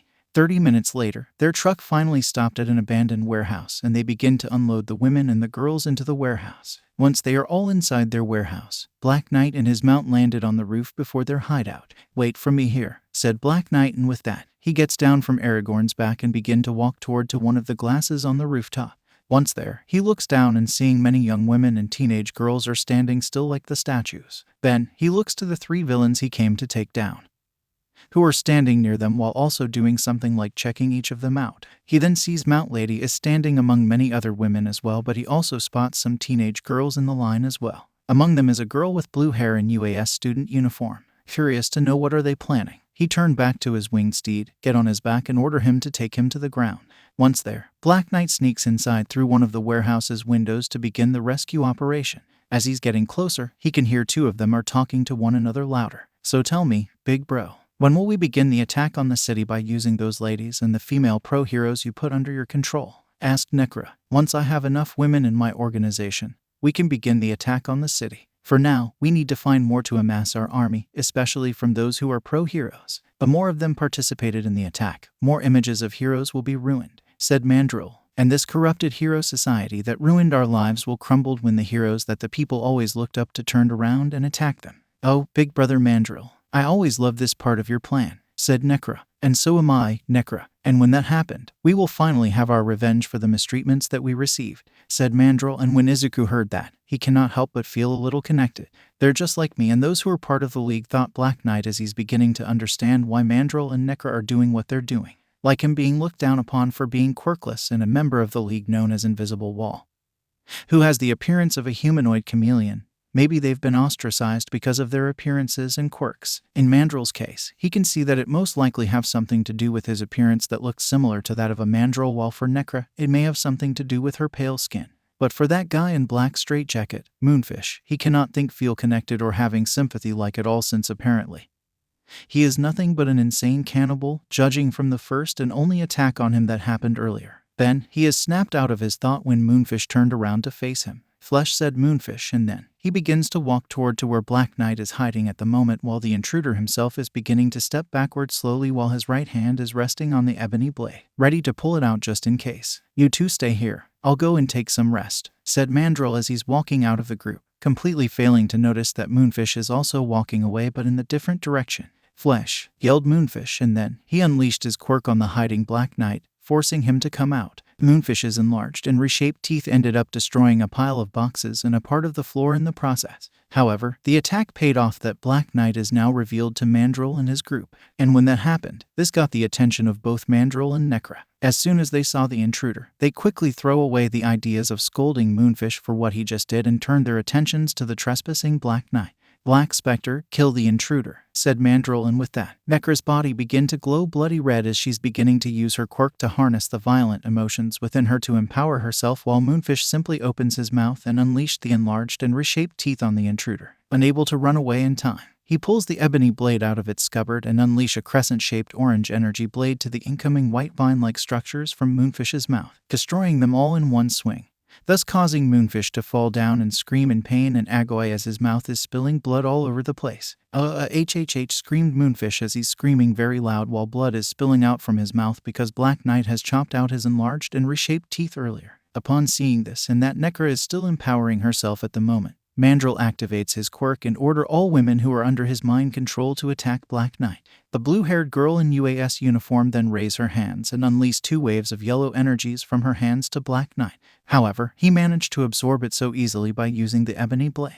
Once that is done, he takes a look at the weapon for a while. Wait, it can, said Black Knight, and suddenly he is pinned down to the ground by Mount Lady, whose breasts are pressing against his chest. This makes Black Knight blush furiously because of the feeling of being pressed by Mount Lady's chest. Apology in advance, said Black Knight, and then he grabs her shoulders and kicks her in the stomach, thus forcing her to let him go. He then turned around to confront the other young women and teenage girls under the mind control of Mandrill, who are running toward him with their quirks activated. One of them unleash her icy breath to him. However, Black Knight managed to deflect it back to her, thus nearly hit her in the head in the process. The other one managed to reach him and attempt to slash him with her tiger-like claws. However, he blocked her with his sword and kicked her away. But suddenly, they all begin withdraw out of the blue, and that confused Black Knight greatly. Huh? Asked Black Knight, and suddenly, Necra suddenly appears behind him and kicked to where Mandrill is standing. Once he landed in front of the Mandrill-faced villain, Mandrill kneels down to look at him in the face. Did you really think a nameless vigilante like you can take us, the Black Spectre, down?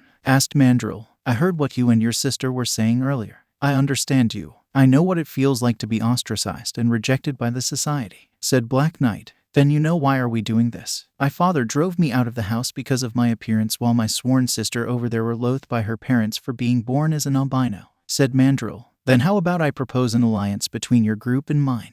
We can work together to change this corrupted hero society for the better, said Black Knight, and upon hearing that, Mandrill feels interested and tempted. You have my interest, boy, said Mandrill as he's taking a few steps back and allow the young knight to get up on his own. So far, my group, the League of Villains, is recruiting more people for an attack on a hero school called UA. If we can show it to the world that one of the best hero schools in Japan cannot defend itself from the villain's attack, the public's faith in the heroes will begin to crumble, said Izuku, telling him what Shigaraki told him a day after he joined the League of Villains. Sounds like a good plan, but I believe mine is better. Would you like to hear it? Asked Mandrill. I'm all ears, said Black Knight. With my quirk, MCP, abbreviated for mind control via pheromones, allow me to control minds of the women who came into contact with it. And with pro heroes like Mount Lady and a student from UA like that blue-haired girl over there under my control, I can command all female pro heroes to attack everyone in the city, thus turning the public against the heroes while ruining their images by turning them into villains instead, said Mandrill. Sounds like a great plan. I think my leader will like it for sure, said Black Knight. But that's not just it, said Mandrill as he's beginning to smile in a creepy way. Do you have another plan in mind? Asked Mandrill. I do not intend only to turn them into villains in the eyes of the public.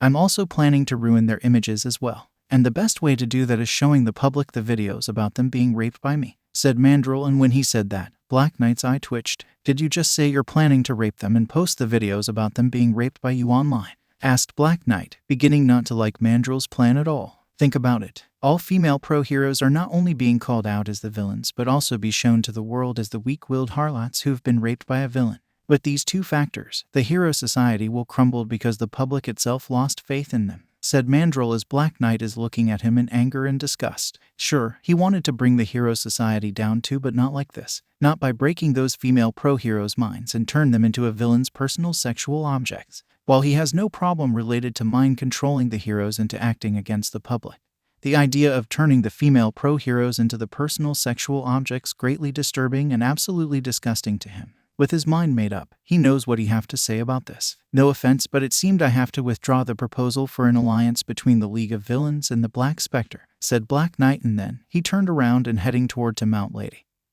who is now standing up and stands still like a statue along with the other young women and teenage girls, with the intention of taking her and the others out of here. But before he will reach her, Acre suddenly appears in front of him and kick him in the stomach with her right knee, preventing him from getting to her while also making him kneel down in front of her. I'm sorry, but we cannot allow you to take them away. Our plan required them to remain here with us, said Acre as she's looking down on Black Knight, who is getting up. Having no other choice, he immediately draws the Ebony Blade and slash at her. However, she immediately uses her super speed, which she acquired by being empowered by her own emotions, to escape and come to stand beside Mandrill, and this leaving Black Knight's path to Mount Lady opened. Not liking this, Mandrill commands all women who are under his mind control to attack him. Take him down, said Mandrill, and with that, all young women and teenage girls rushed out to fight the young knight. Seeing no other choice, Black Knight called for backup from his mount. Aragorn, to me, yelled Black Knight, and suddenly, everyone heard the sound of windows being broken and a white-winged horse then fly down very fast to find his rider. Once there, the Black Knight jumps onto his mount's back.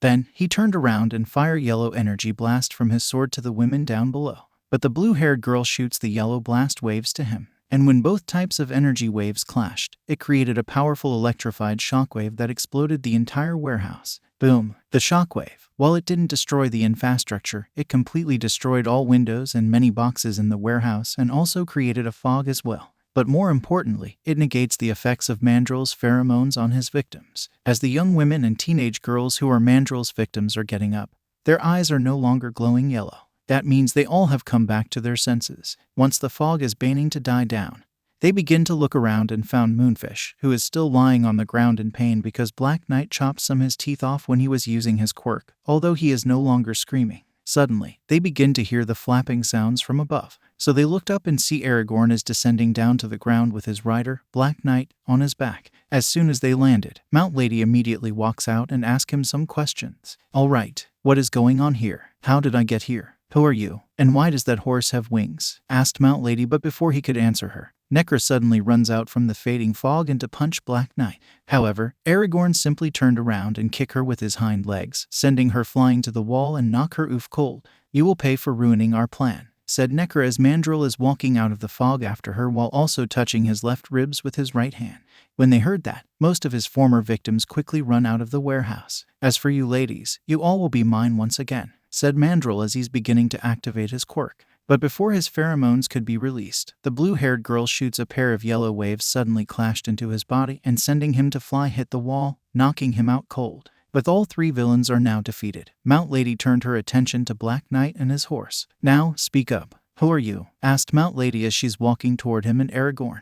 However, Aragorn spreads his wings and fly into the air. The name is Black Knight. Remember it as the name that saved you all from the Black Spectre, said Black Knight as he's riding Aragorn through the broken window and into the sky. Frustrated, Mount Lady activates her quirk and grow gigantic. But when she pierced through the warehouse's roof by her size, she cannot find him anywhere else in her sight no matter which direction she turned her head to. Sometime later, the cops arrived after one of Mandrill's victims called the police and they have all three villains arrested while the victims are being escorted back to their houses while Mount Lady is staying behind to have interviews with the news reporters about what happened here earlier. One of the victims, who is the blue-haired girl from UA named Jahiliyyah, however, insisted that she is willing to go back on her own.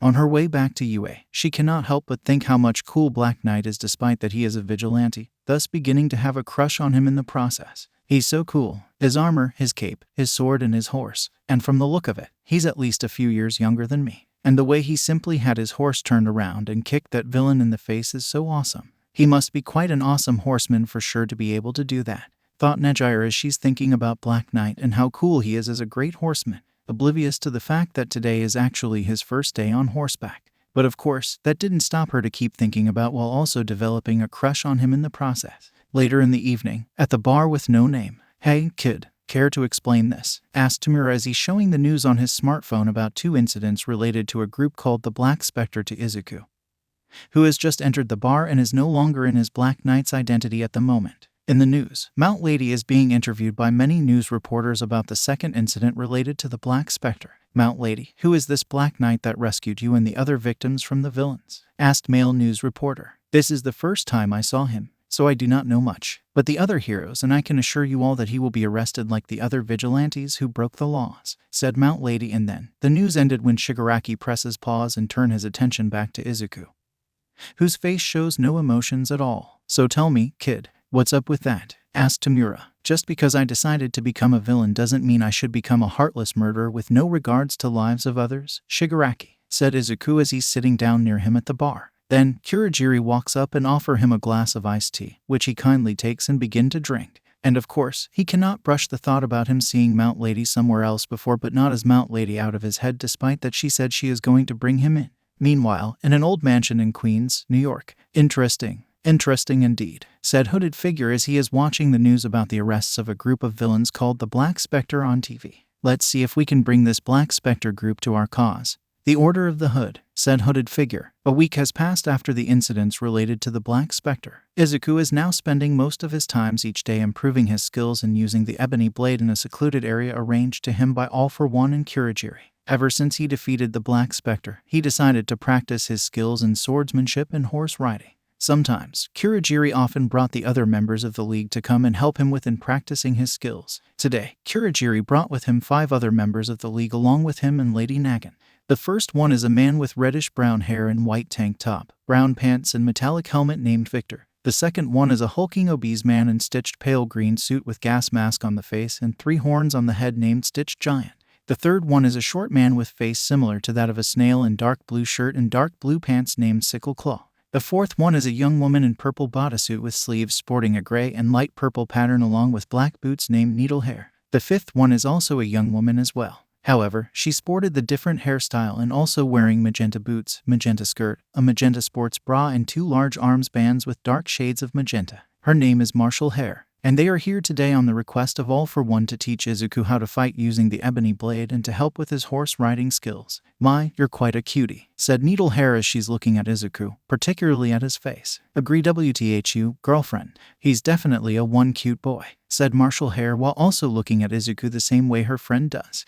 Girls, I think you're making him feeling uncomfortable," said Stitched Giant as he's pointing out that Izuku does not feel good at all with these 2 young women are being flirty toward him. "Psst, don't worry, big guy. I already have you," said Marshall Hare as she turned around and hugged the green giant in gas mask, thus indicating that she is his girlfriend. "And I already have Chomper," said Needle Hair. "You mean the guy who has the head as a Venus flytrap?" asked Izuku. "That's him, kid," said Needle Hair. "Ahem," said Lady Nagant, who's standing beside Kurogiri, and that got the attentions of everyone. "I brought you guys here to train him, not to distract him with your love lives," said Lady Nagant, and that prevent the conversation between them to go further. "Now, let's start. We'll begin with the melee combat first," said Lady Nagant, and with that, Victor, Stitched Giant and Needle Hair leave the group to stand aside to watch how well Izuku practices with Marshall Hare and Sickle Claw. "Begin," said Lady Nagant, and with that, Marshall Hare turned her ponytails into blade-like weapons and run toward Izuku with Sickle Claw. As for Izuku, he pulls the Ebony Blade out from the scabbard when his opponents reached him. The fight began. Marshall Hare uses her ponytails turned blade-like weapons to jab at him time and time again. However, Izuku managed to block them easily by using his Ebony Blade. Then, Sickle Claw appeared on his left in attempt to slash him with his right claw. But Izuku turned around and blocked him easily by using his sword. He then hears Marshall Hare is approaching him from behind, so he immediately pushes Sickle Claw out and turns his attention back to her. When she launched her ponytails turned blade-like weapons toward him, he simply ducks one time and leans his head to his left another time. Now, she is left open. As soon as Izuku approached her, he stops and points the Ebony Blade at her neck. "I think I won," said Izuku with a smile on his face. When Marshall Hare is about to say yes to him, she sees Sickle Claw is approaching him from behind and ready to grab him. "I don't think so, kid," said Marshall Hare as she's smirking. And that's when Sickle Claw jumps to tackle him. However, Izuku simply ducks and lets Sickle Claw to land on Marshall Hare instead. "Ouch," said Marshall Hare and Sickle Claw in unison after he clashed down onto her. Izuku then walks up to them and offers one of them a hand, which Marshall Hare takes after Sickle Claw himself gets off of her on his own. "Impressive," said Lady Nagant after she and Kurogiri have witnessed the whole exercise. "Should we redo the exercise or move on to the horse riding one?" asked Izuku as he turned around and looked at both of them. "No need, your performance is good. However, improvement may still be required," said Lady Nagant. "Are you going to train me personally?" asked Izuku. "Right after another round of you practiced your horse riding skills," said Lady Nagant, and with that, Izuku gives her a nod. Then, he turned to his right and yelled for Aragorn to come. "Aragorn, to me," said Izuku, and with that, Aragorn suddenly flies down from the sky and landed before him, thus shocking most members of the League of Villains who were there, except for Lady Nagant, who's merely impressed but show no emotions on her face. "Everyone, this is Aragorn. Aragorn, this is everyone." "Well, almost of everyone, of course," said Izuku, knowing that Shigaraki is still playing video game at the bar at the moment. "Enough talking, kid. Let's get to work," said Lady Nagant, and with that, Izuku quickly gets on Aragorn's back. After that, the white-winged horse takes off into the air. But of course, he didn't go much high because Izuku instructed him not to, since this is the exercise about him riding Aragorn in the closed area. Despite that this is not a closed area, both of them have to pretend that they are in on for the sake of keep the exercise going. "Now, you three attack. Give them everything you got," said Lady Nagant, and with that, Victor raises his hands up and begin to open fire from his fingers while Stitch Giant fires lasers from his face. As for Needle Hair, she fires strands of her hair as bullets to them after she hardened her hair. Izuku and Aragorn do their best to get past through the hail of lasers and bullets. Aragorn swirls around while Izuku tries his best not to scream while Aragorn's doing such a move while those lasers and bullets are still not far from their backs. But for most of the time, Aragorn simply keeps flying in the air at the right height while those three down below keep shooting bullets and lasers nonstop. As this is happening, Lady Nagant and Kurogiri also observed how things are going. They looked at how good Izuku is at riding Aragorn to how good Aragorn is at outrunning those lasers and bullets. Once they've seen enough after seeing how fast Aragorn is and how good Izuku is at riding his white-winged steed, Lady Nagant calls for the exercise to come to an end. "Stop," said Lady Nagant, and with that, Victor, Stitch Giant, and Needle Hair stopped firing at Izuku and Aragorn. Once they stopped firing at them, the young knight and his winged steed landed on the ground. "How was our performance, Lady Nagant?" asked Izuku as he's getting down from his horse. "A little better than I expected for someone who just started riding a horse, let alone one that can fly," said Lady Nagant as she's approaching him. "However, your swordsmanship clearly needs some improvements, but I am not the one who is fit for that role," said Lady Nagant as she's standing before him. Then, she turned to Kurogiri. "Kurogiri, a portal to Hasu please," said Lady Nagant, and without a word, Kurogiri transformed himself into a swirl of dark fog that is acting as a portal. "I know 2 persons in Hasu City who can help you with your skills with the sword. Now, come along, kid," said Lady Nagant as she's entering the portal. Soon, Izuku and Aragorn followed. Once they all are inside, Kurogiri also disappeared as well, leaving the 5 villains alone. "Wait, then how will we get back home?" asked Marshall Hare. "Maybe Kurogiri will come back and pick us up later, I guess," asked Needle Hair. A few minutes later, on the rooftop of one of the buildings in the Hasu City. "Here we are. Thanks for the ride, Kurogiri. And if you don't mind, you can go and pick those 5 up and return them to the bar with you. I will contact you once we're done here," said Lady Nagant after she left the portal with Izuku and his white-winged horse. With that, Kurogiri simply nods and uses his quirk to return to where he came from earlier to retrieve those 5 villains and return to the bar with no name with them. "So who are we looking for?" asked Izuku as he turned to face the former pro-hero turned villain. "The hero killers," said Lady Nagant as she's looking at the city down below. Later, inside of an abandoned 5-story building in Hasu City, the sounds of slashing and clawing are echoing all across the place. The walls and the paths of floors from the ground floor to the 4th floor are soaked with bloods and corpses of zombie ninjas in black ninja outfits who are armed with katana and yari lying dead around on the ground.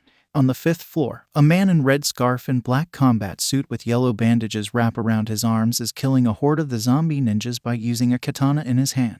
However, he is not the only one here who is fighting against them. Nearby, a woman with long black hair tied into ponytail and black jumpsuit and black boots is also killing the zombie-like ninjas by using her nails that are 12 inches long each. Their names are Stain and Lady Deathstrike, the duo who are known as hero killers. As they are killing a horde of zombie ninjas, two figures are running out through one of the broken windows and landed on the ground safely despite jumping from the very high place. The first man is a thin man in hooded black ninja outfit with a katana sheathed on his back, while the other one is a large, bulky and muscular man in black ninja outfit with red bandana on his head and a naginata strapped on his back. They are the ninjas of a ninja clan called the Hand, and their names are Kirigi and Kuroyama respectively. "Let's get out of here. We've got what we came here for," said Kirigi as he's showing his partner a piece of metal in his right hand. "What about the fists?" asked Kuroyama, referring to the zombie ninjas they've left behind to deal with Stain and Lady Deathstrike. "Let them have their bloody fun with the hero killers," said Kirigi, and with that, he jumped away onto the nearest rooftop with his partner, and they begin to do the same again until they're disappeared in the far distance. Back inside the abandoned building, the two hero killers are still slaying the zombie ninjas, the fists, relentlessly and tirelessly. However, there are too many of them to kill. And when one of them is about to struck Lady Deathstrike down from behind, a shot suddenly popped its brain in the head out of nowhere. This caught the attention of not just the hero killers, but also the rest of the fists as well. However, they cannot find the source of whatever that shot that zombie ninja in the building at all. Suddenly, another shot occurred and a zombie ninja near Stain is killed. Unknown to all of them, Lady Nagant is using her quirk and aiming and shooting at those zombie ninjas from the rooftop of the building that located at least 2 kilometers away from where they are. And the ones who are standing near her are Izuku Midoriya and his white-winged horse, Aragorn. "Good shooting," said Izuku, clearly impressed at how precise she was at shooting her targets earlier. "This is normal to me, kid," said Lady Nagant as she's aiming her rifle at another one of those zombie ninjas. Once the target is in her sight, she opens fire and kills another one of them. Bang! As soon as the shot is heard, another one of the fists is killed by Lady Nagant.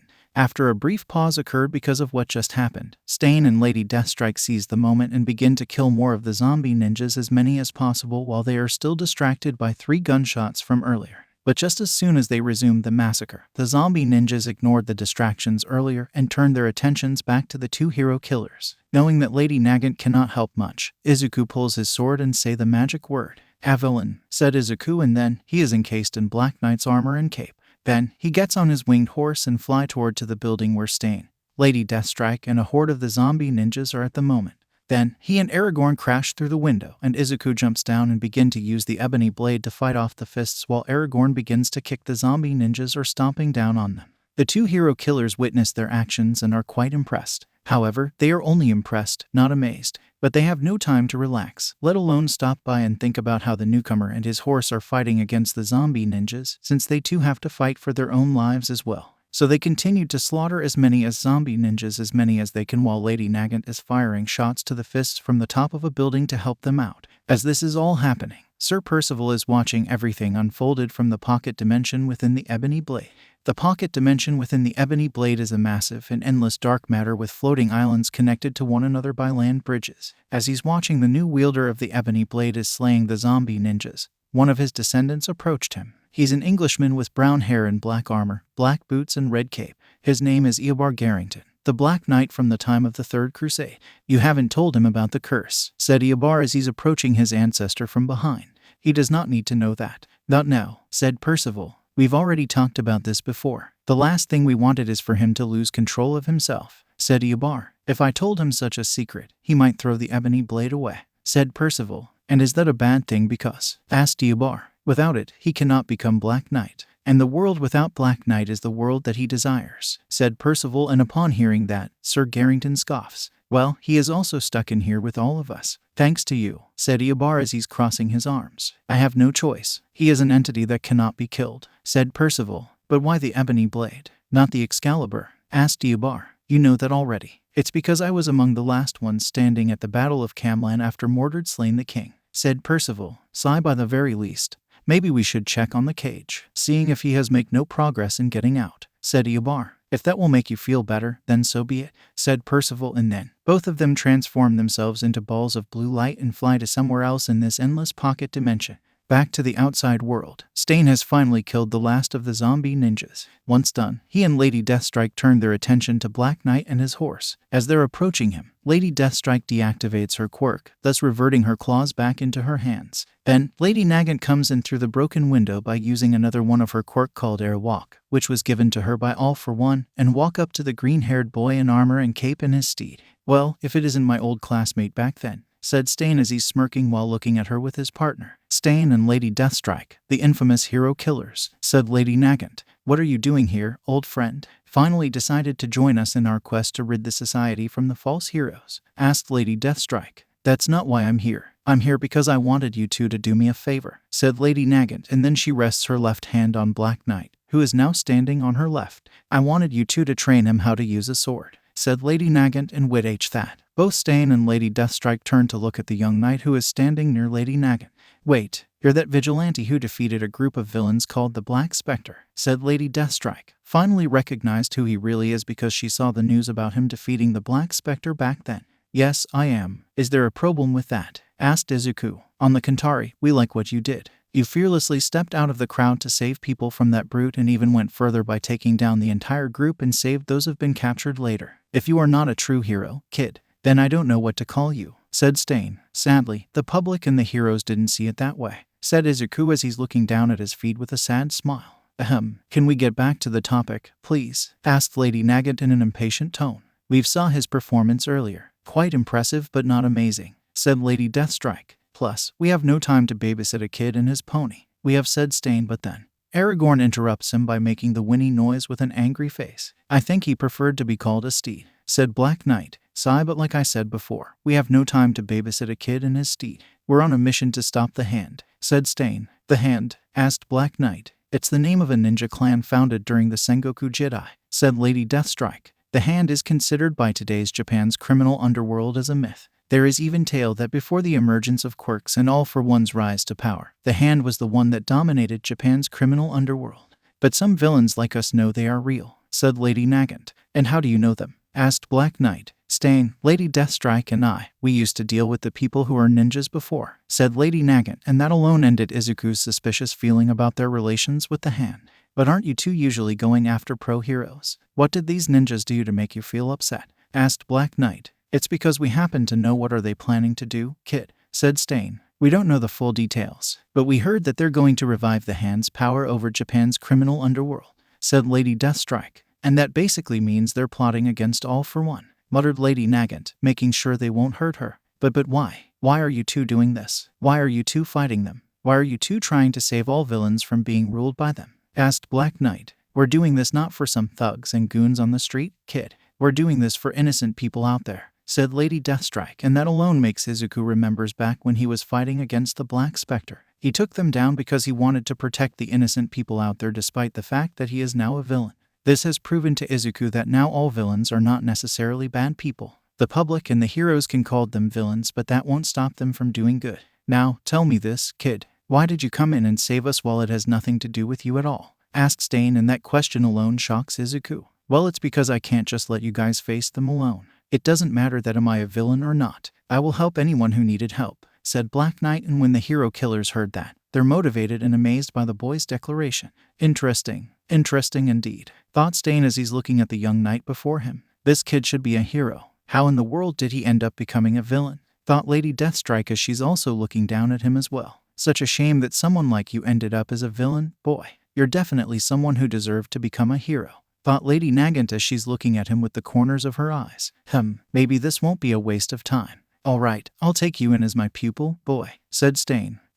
Our pupil, said Lady Deathstrike. Oh, thank you so much. I won't let you two down, said Black Knight as he bows before his new teachers several times. Thanks, you too, said Lady Nagant as she allowed herself to smile a little. And with that, all four of them begin to walk toward to the stairs to leave this empty building. But first, we have to find those two ninjas and retrieve something from them, said Lady Deathstrike as she's walked down with Stain, followed by Lady Nagant and Black Knight behind them. Can we help you with it? That way, I can learn while being on a mission with you too, said Izuku, and after he said that, both hero killers turned to look at one another for a moment while thinking about what he just requested. Fine, but you better not slow us down, kid, said Stain. He won't, right, kid? Asked Lady Nagant. Of course, I won't, said Izuku. That's good to hear. Now, come along. We know a few of the Hand's hideouts in the city. We'll start there first, said Stain, and with that, he and his partner turned around and leave for the stairs that will lead them all down to the ground floor. Meanwhile, in the Ebony Blade's pocket dimension, Sir Percival and Sir Eobard Garrington are now standing before a giant cage. The cage is very tall and is quite large. Inside, there is nothing but darkness. But suddenly, a pair of red eyes opened up.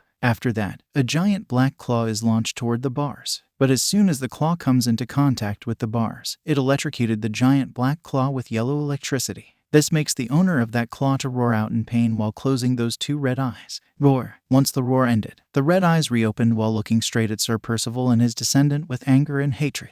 Then, the groaning and breathing sounds are bellowing out while black smokes are coming down from what concluded to be nose. Then, a black dragon head comes out from the darkness while still looking at the ghosts of the two knights before him. The giant black dragon is none other but the dragon of the moon himself. Just you wait. I will be freed, and when I do, the world will be mine, said Dragon of the Moon. Later in the outside world, Izuku is riding Aragorn with Lady Nagant is levitating in the middle of the air and fly along with his horse. As for Stain and Lady Deathstrike, they are going to the Hand's hideout on foot. After 20 minutes, they've finally made it to the first location that Stain and Lady Deathstrike claim to be one of the Hand's hideouts in Hasu City, which is just a warehouse. Here we are, said Stain as he and his partner are looking at the warehouse before them. Then, Aragorn and Lady Nagant landed behind them. Once landed, Izuku gets off Aragorn's back and pull the Ebony Blade out. Evelyn, said Izuku, and then he is transformed into Black Knight. Upon seeing that, Stain and Lady Deathstrike's eyes immediately widen in surprise. Now that is one interesting way to change one's outfit, said Lady Deathstrike, clearly impressed with how Izuku transformed into Black Knight. I believe we have other engagement at hand that is our priority at the moment, said Lady Nagant, and with that, they all nodded and walked toward the warehouse. As soon as they entered, they see the two ninjas, Kirigi and Kuroyama, are unpacking a number of wooden boxes and looking into every single one of them like they are searching for something. I can't believe you forgot where you hid it, said Kirigi as he's searching one of the wooden boxes. Oh, excuse me for not coming here for like in months, said Kuroyama when he turned around to look at the fellow ninja. Back to the near entrance of the warehouse, the four villains are observing the ninjas from afar while hiding themselves in the darkness and behind the wooden boxes, making sure they won't know that they are here. As they are hiding, they are also planning on how to take on their enemies as well. The plan is simple. I will distract them while the rest of you search the place to get whatever that they are looking for before them, whispered Stain. But we don't even know what are they looking for, whispered Izuku. They're looking for some sort of piece of metal for most of the times. No idea how can that help their organization regain control of Japan's criminal underworld, though, said Lady Deathstrike. Back at the two ninjas, they still continued searching for a piece of metal that one of them hid here in vain.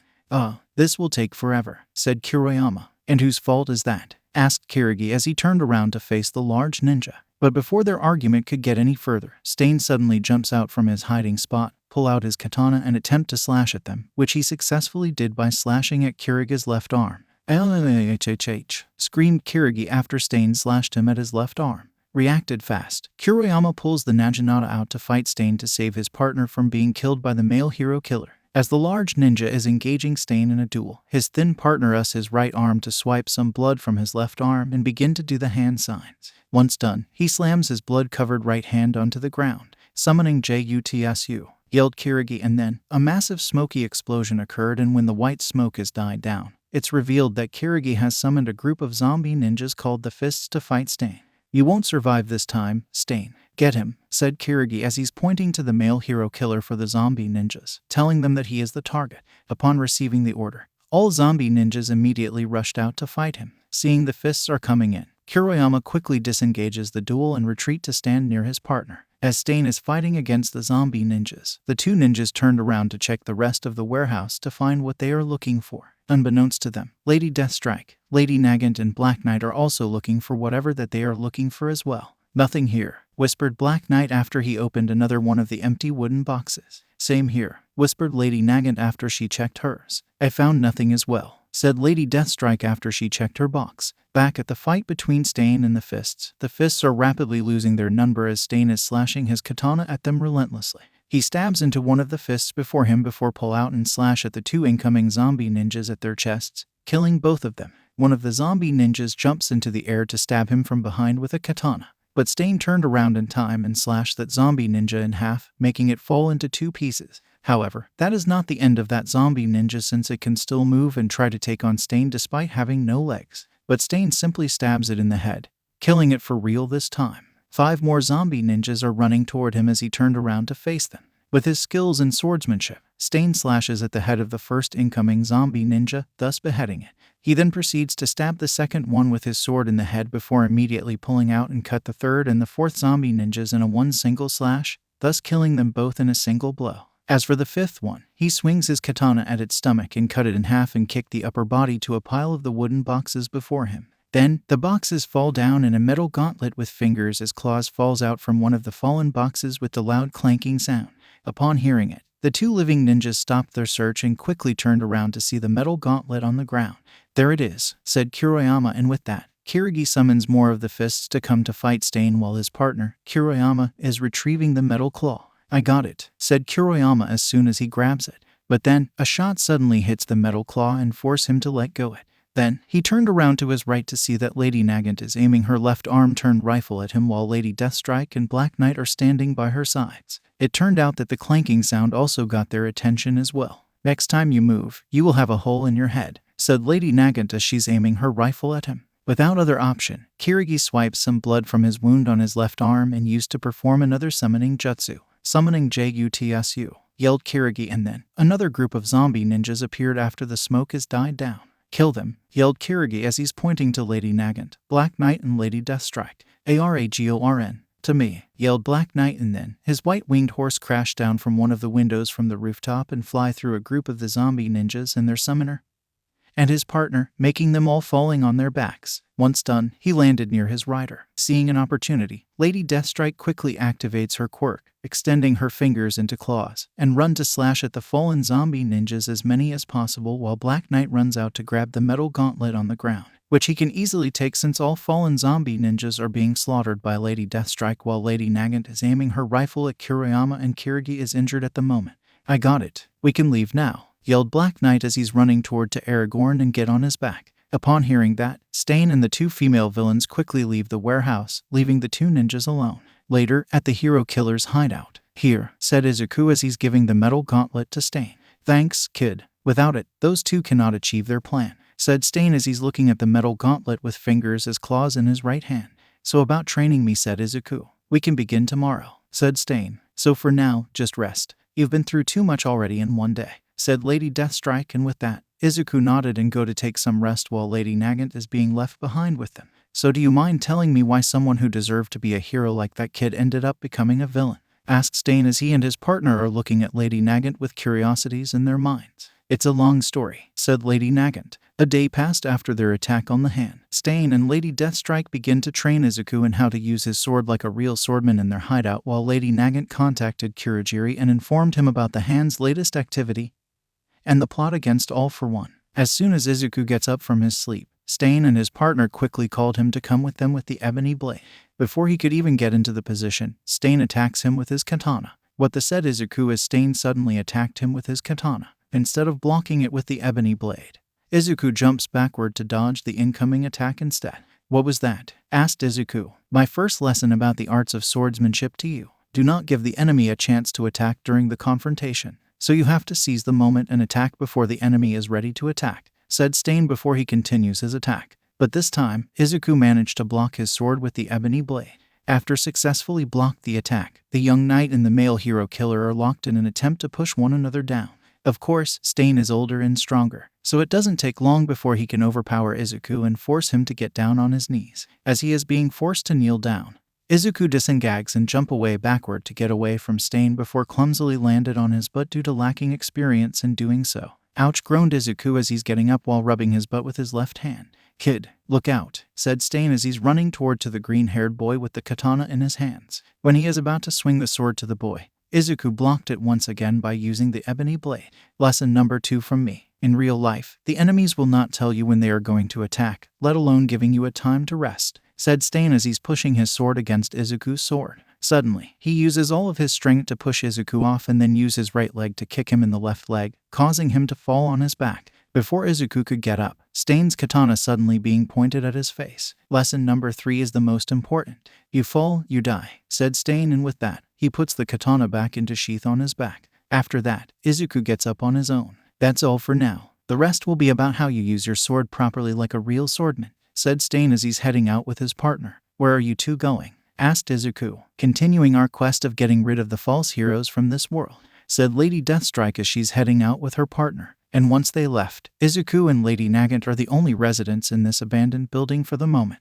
Izuku then suddenly realized something. He has yet to eat breakfast, and just as soon as he remembered that, his stomach groans for food. "I'll go find something to eat. Do you want anything?" asked Izuku. "Whatever you eat, kid," said Lady Nagant as she's leaning against the wall. And with that, he puts the ebony blade back into the scabbard and hide it in his formal black coat and then get on Aragorn's back.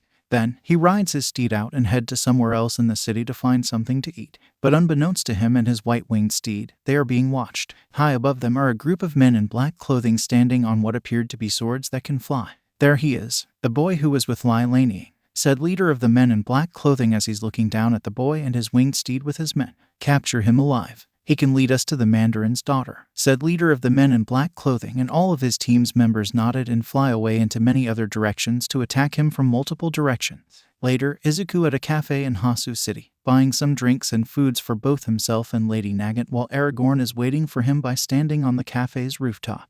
Once he left the cafe, he entered the nearest alley and called for Aragorn to pick him up. Once he's on the back of his horse, he flies back to Stain's hideout in the city. But before he could reach his destination, one of the men in black clothing suddenly appeared above him and tackled him, taking him out of Aragorn's back with him. As soon as Aragorn turned around and ready to fly down to grab Izuku, he instead seeing his rider is being carried away by the attacker, who is standing on a flying sword. Upon seeing this, Aragorn immediately goes after the abductor. But before he could reach them, two more of men in the black clothing appeared from down below and attacked the winged horse by unleashing some sort energy like fires from their bodies. Their energies forced Aragorn to stop his pursuit and even sending Owen into the alley down below. The white-winged steed can barely standing up as he's seeing his rider is being taken away by a group of strangers in black clothing.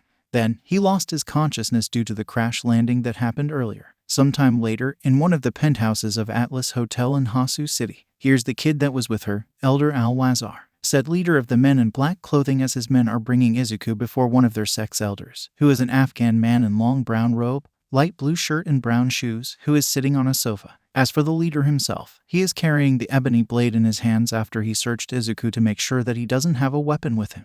"Where is she, boy? Tell me," said Elder Al-Wazar. "Who?" asked Izuku. "Lailaney, of course. My men told men that you were with her before she somehow successfully escaped," said Elder Al-Wazar. "I don't know what are you talking about," said Izuku as he's doing his best to lie to the elderly cultivator before him. "So be it, boy," said Elder Al-Wazar, and then he gets up and walked toward to Izuku. "I have other ways that can make you talk," said Elder Al-Wazar. Meanwhile, in the alley somewhere in Hasu City, Hey, you're okay. What happened?" asked Lady Nagant as she's looking down on the semi-conscious white-winged horse. As soon as he clearly sees Lady Nagant and the hero killers, he immediately gets up and becomes panicked, thus making some whinny noises in the process. Whoa, calm down, boy, calm down," said Lady Nagant as she's grabbing Aragorn's snout and rubbing it, calming him down. "All right, now tell me what happened. Why are you here? And where is the kid?" asked Lady Deathstrike, and with Aragorn immediately springs into action by pointing his head into the direction where Izuku was being taken earlier while also making the whinny noises. However, that did not help them to come into understanding the situation like at all. "That did not help at all," said Lady Nagant in a deadpan tone.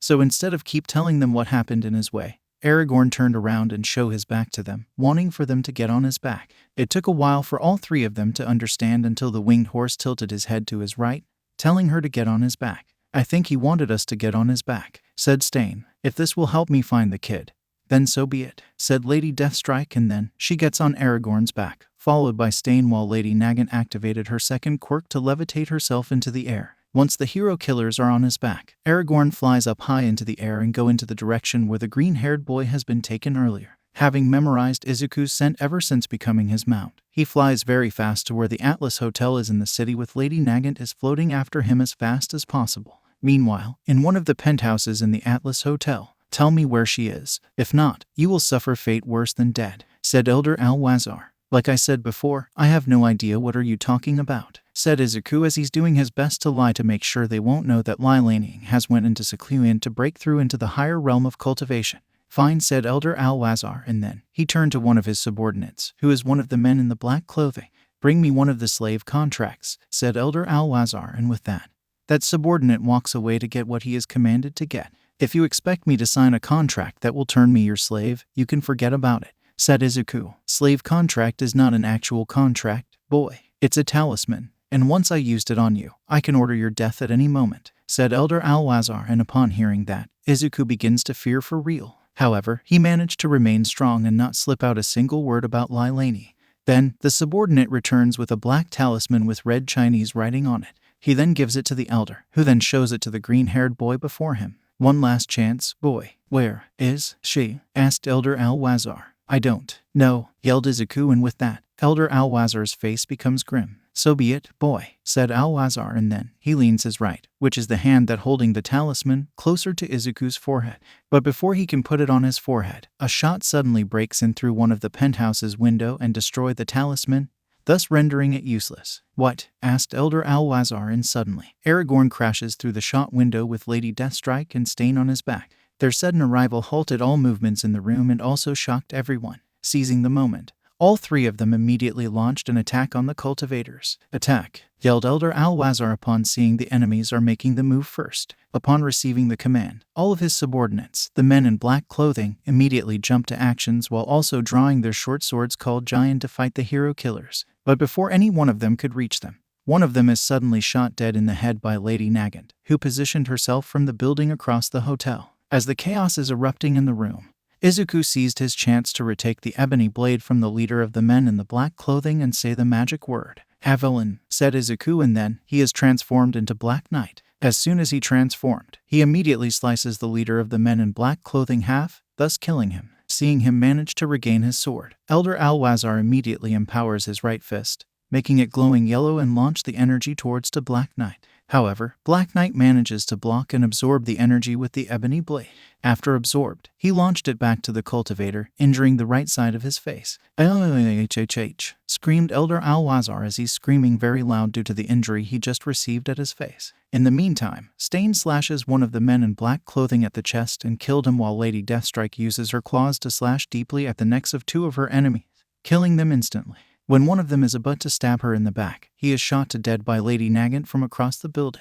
Seeing that most of the men in the black clothing are preoccupied with the hero killers, Black Knight decided to use this chance to end their lives once and for all. So he began to charge the Ebony Blade up, thus making it glowing yellowish-orange. "Stain, Lady Deathstrike, move aside," said Black Knight, and upon seeing him charging up his own sword, they decided to retreat by jumping out of the way. Once they are all out of the way, Black Knight swings a crescent-shaped orange energy blade to them, slicing each of them in half, thus killing them. With all of the men in black clothing in the room are now dead, and their other leader is lying on the ground while touching the burnt part of his face. Seeing no more enemies, Black Knight quickly gets up on Aragorn and calls for a retreat. "Let's get out of here," said Black Knight, and with that, Stain and his partner get on the white-winged steed's back and let him take them all out by flying away. As for Lady Nagant, she simply uses airwalk to levitate herself into the air and follow them. Back in the ruined living room in the penthouse of the Atlas Hotel, Elder Al-Wazar is getting up from the ground as the pain on his face is beginning to fade a little. Once on his feet, he looks around and sees nothing but the broken furnitures and the dead bodies of his subordinates who came with him from the Ten Rings sect. Frustrated, he walks to the door to get out of the room while also pulling the smartphone from within the robe out and calls someone. "Send me some choppers and bring some formation masters," said Elder Al-Wazar before he ended the phone call and put his smartphone away as he's walking toward the elevator. Later, at the hero killer's hideout, "What are you two doing?" asked Izuku, who is now no longer in his Black Knight's identity, as he's looking at the two hero killers before him, who are packing stuffs hurriedly. "Those who abducted you earlier will come, kid. We are certain of that," said Lady Deathstrike as she's grabbing her stuffs. "And how did you guys know they will come?" asked Izuku. "Kid, this is not our first hideout. Ever since we began our quest to purge the false heroes from the world, we've also been spotted in our former hideouts attacked by those false heroes many times," said Stain as he's packing his belongings in the bags and pieces of clothes that can help him carry his stuffs. "Lesson number 4 to you, kid. When your enemies are coming to your stronghold and you cannot defend it, the best course of action is to leave it before the enemies will arrive," said Stain. And that also led to lesson number 5. Lives of nomads are tough, so you have to be prepared all the times about everything. "And guess what, kid? Most villains will have to live the lives of nomads eventually," said Lady Deathstrike. "They spoke truth, kid. Eventually, all villains will have to adapt to the nomadic lifestyle at one point eventually in their lives," said Lady Nagant, and that is when Izuku remembered something. "Speaking about us villains being on the run, did you contact," said Izuku as he turned around to look at her, but Lady Nagant cuts him off by giving him the answer about the question he was going to ask her. "I already contacted Kurogiri. He will open the portal to get us out of here soon," said Lady Nagant, and suddenly, an explosion happened. Outside, 3 helicopters are aiming their machine guns and missiles to the building. After the first explosion, they fire more missiles to the building, creating more and more explosions on the building, thus making the entire structure becoming unstable, beginning to collapse. As the building is beginning to slowly collapse, 3 figures then emerged from these 3 choppers. They are the cultivators, who are known as the Formation Masters. They are the cultivators who are specialized at creating a spirit formation or an array. The first one is a young man with white hair and white shirt, black business suit and black shoes. The second one is a young man in his mid-20s, man with long yellow hair and white shirt, brown jacket, brown pants and brown shoes. The third one is a woman with long indigo hair and pink shirt, black skirt and red shoes. All 3 formation masters then throw their flying swords into the air below the choppers and jump on them, allowing themselves to fly with their flying swords. Once on the flying swords, the 3 formation masters immediately fly down to the ground before the building and use the Kai that they cultivated for years to create a formation that covered the entire building, thus imprisoning the 4 villains inside of their own stronghold, which is beginning to collapse due to the explosions caused by the missiles those choppers shot earlier. Kurogiri, any moment now, said Lady Nagant out of frustration rather than actually telling him to come and pick her and the others up. But as soon as she said it, a swirl of dark fog formed near her and her allies. Then, the dark fog is soon reshaped into Kurogiri. Apparently, things did not go well around here, said Kurogiri in a calm and smooth tone as usual. Just get us out of here, said Lady Nagant, and then Kurogiri transformed himself into a swirl of dark fog once again. Without hesitation, Lady Nagant quickly runs inside of it, followed by Black Knight and Aragorn. And after looking at the dark portal before them for a moment, Lady Deathstrike and Stain finally decided to abandon this place and run inside, thus escaping together with them. Once they are all inside of the portal, Kurogiri then disappeared as the building itself is falling apart. Soon, the entire building is destroyed, and the other cultivators, who are the disciples of the Ten Rings sect, then soon arrived by flying down from the sky with their flying swords and begin to excavate the site to search for the bodies of their enemy. But to no avail, they found no corpses under these rebels after searching for a few hours. Meanwhile, at the living room in one of Atlas Hotel's penthouses, "Did you find their corpses?" asked Elder Alwazar after he received a call from the female formation masters at the destroyed enemy's hideout. "We found no dead bodies, Elder Alwazar. They must have somehow escaped," said female formation master. "Keep searching. They are our only keys to Lilaniang's whereabouts," said Elder Alwazar, and with that, he ended the phone call. After that, he gets up from the partially destroyed sofa and walks past through a group of men who have been sent to clean the penthouse by the hotel's manager and heading into his bedroom. Then, he opens the safe in his closet and grabs one of the dark green talismans with red Chinese writings on it out. Then, he throws it to the wall, and when it landed on the wall, it begins to glow green. "With the might of the hell and the greatness of heaven, send one of my deceased slaves back to the world of the living to serve me," said Elder Alwazar as he's summoning a ghost of his deceased servant who has a slave contract with him to return to the world of the living to serve him. Soon, a ghost of a skinny man in hooded cloak covered his entire body with red eyes, and the hood step out from the green portal and bow down before his master. "What is your bidding, my master?" asked hooded ghost slave. "Find me this boy," said Elder Alwazar as he shows him the picture of Izuku's talking with Lilani.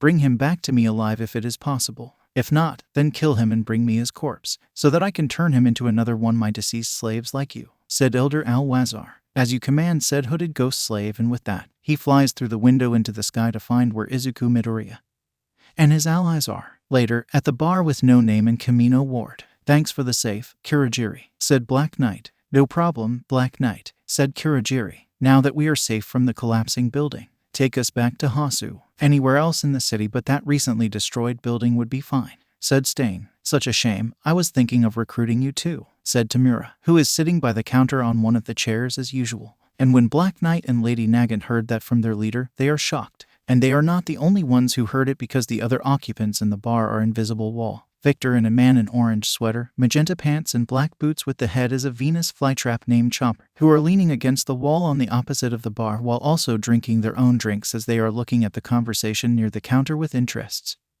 and ready to intervene if anything goes wrong. "I've heard of you two before. The topic about the deaths of number of heroes, and many are being severely injured by the hero killers, is just as hot as the topic about the rise of the quirkless villains in highly advanced armors," said Tamura. "Then tell me your conviction and your goal. Otherwise, you're just another one of those glory-seeking villains," said Stain as he's crossing his arms. "To destroy this society that always depended on the heroes in everything," said Tamura. "And how will you do that?" asked Lady Deathstrike, and as soon as Izuku heard that, his face immediately loses the color, knowing what Shigaraki is going to say next. By ending All Might's life, of course, said Tamura as he's smirking from behind the hand on his face. And upon hearing that neither Stain or Lady Deathstrike are amused or satisfied with the answer. Really, you two? Is this guy really the one that leads your group at the moment? Asked Lady Deathstrike as she turned around to look at Black Knight and Lady Nagant. All Might is nothing like those fake heroes. You hear me? Nothing alike, yelled Stain as he immediately draws his katana from the sheath on his back, ready to strike at Shigaraki for saying such a thing.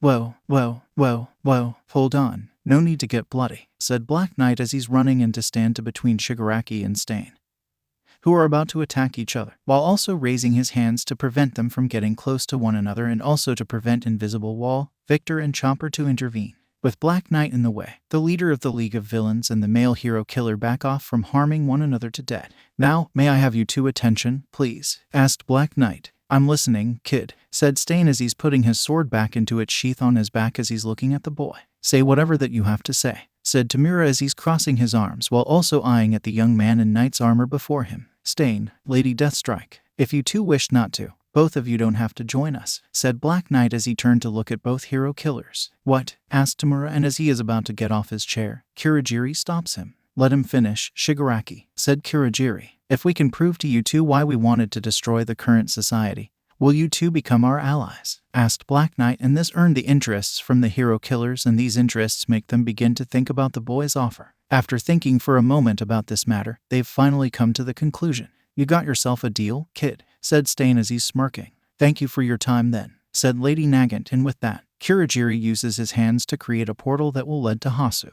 But as they are about to leave, the young knight suddenly remembers something. Wait, what about my training? Asked Black Knight, and upon hearing that, Stain and Lady Deathstrike turned to look at him. That's all for today, kid. You've already learned enough in one day, so I will teach you no more for the rest of the day, said Stain. We can meet and continue your training again when both parties are available. But until then, good luck, kid, said Lady Deathstrike, but as she and her partner are about to walk into the portal that will take them back to Hasu, the hooded ghost slave suddenly comes down from the ceiling and grabs Black Knight by surprise, thus shocking all occupants within the bar, including those who are about to leave. You are coming with me, boy, said hooded ghost slave as he's lifting the young knight up with his right arm. What do you want it from me? Who are you? Asked Black Knight as he's grabbing his enemy's arm with his hands. You are going to tell me everything about Lylaniing. As for who I am, you don't need to know since it won't help you survive what's coming, said hooded ghost slave. But I can help him, said Stain as he suddenly leaps toward the glowing green ghost in hood with massive killing intent, thus shocking and paralyzing him in fear on the spot.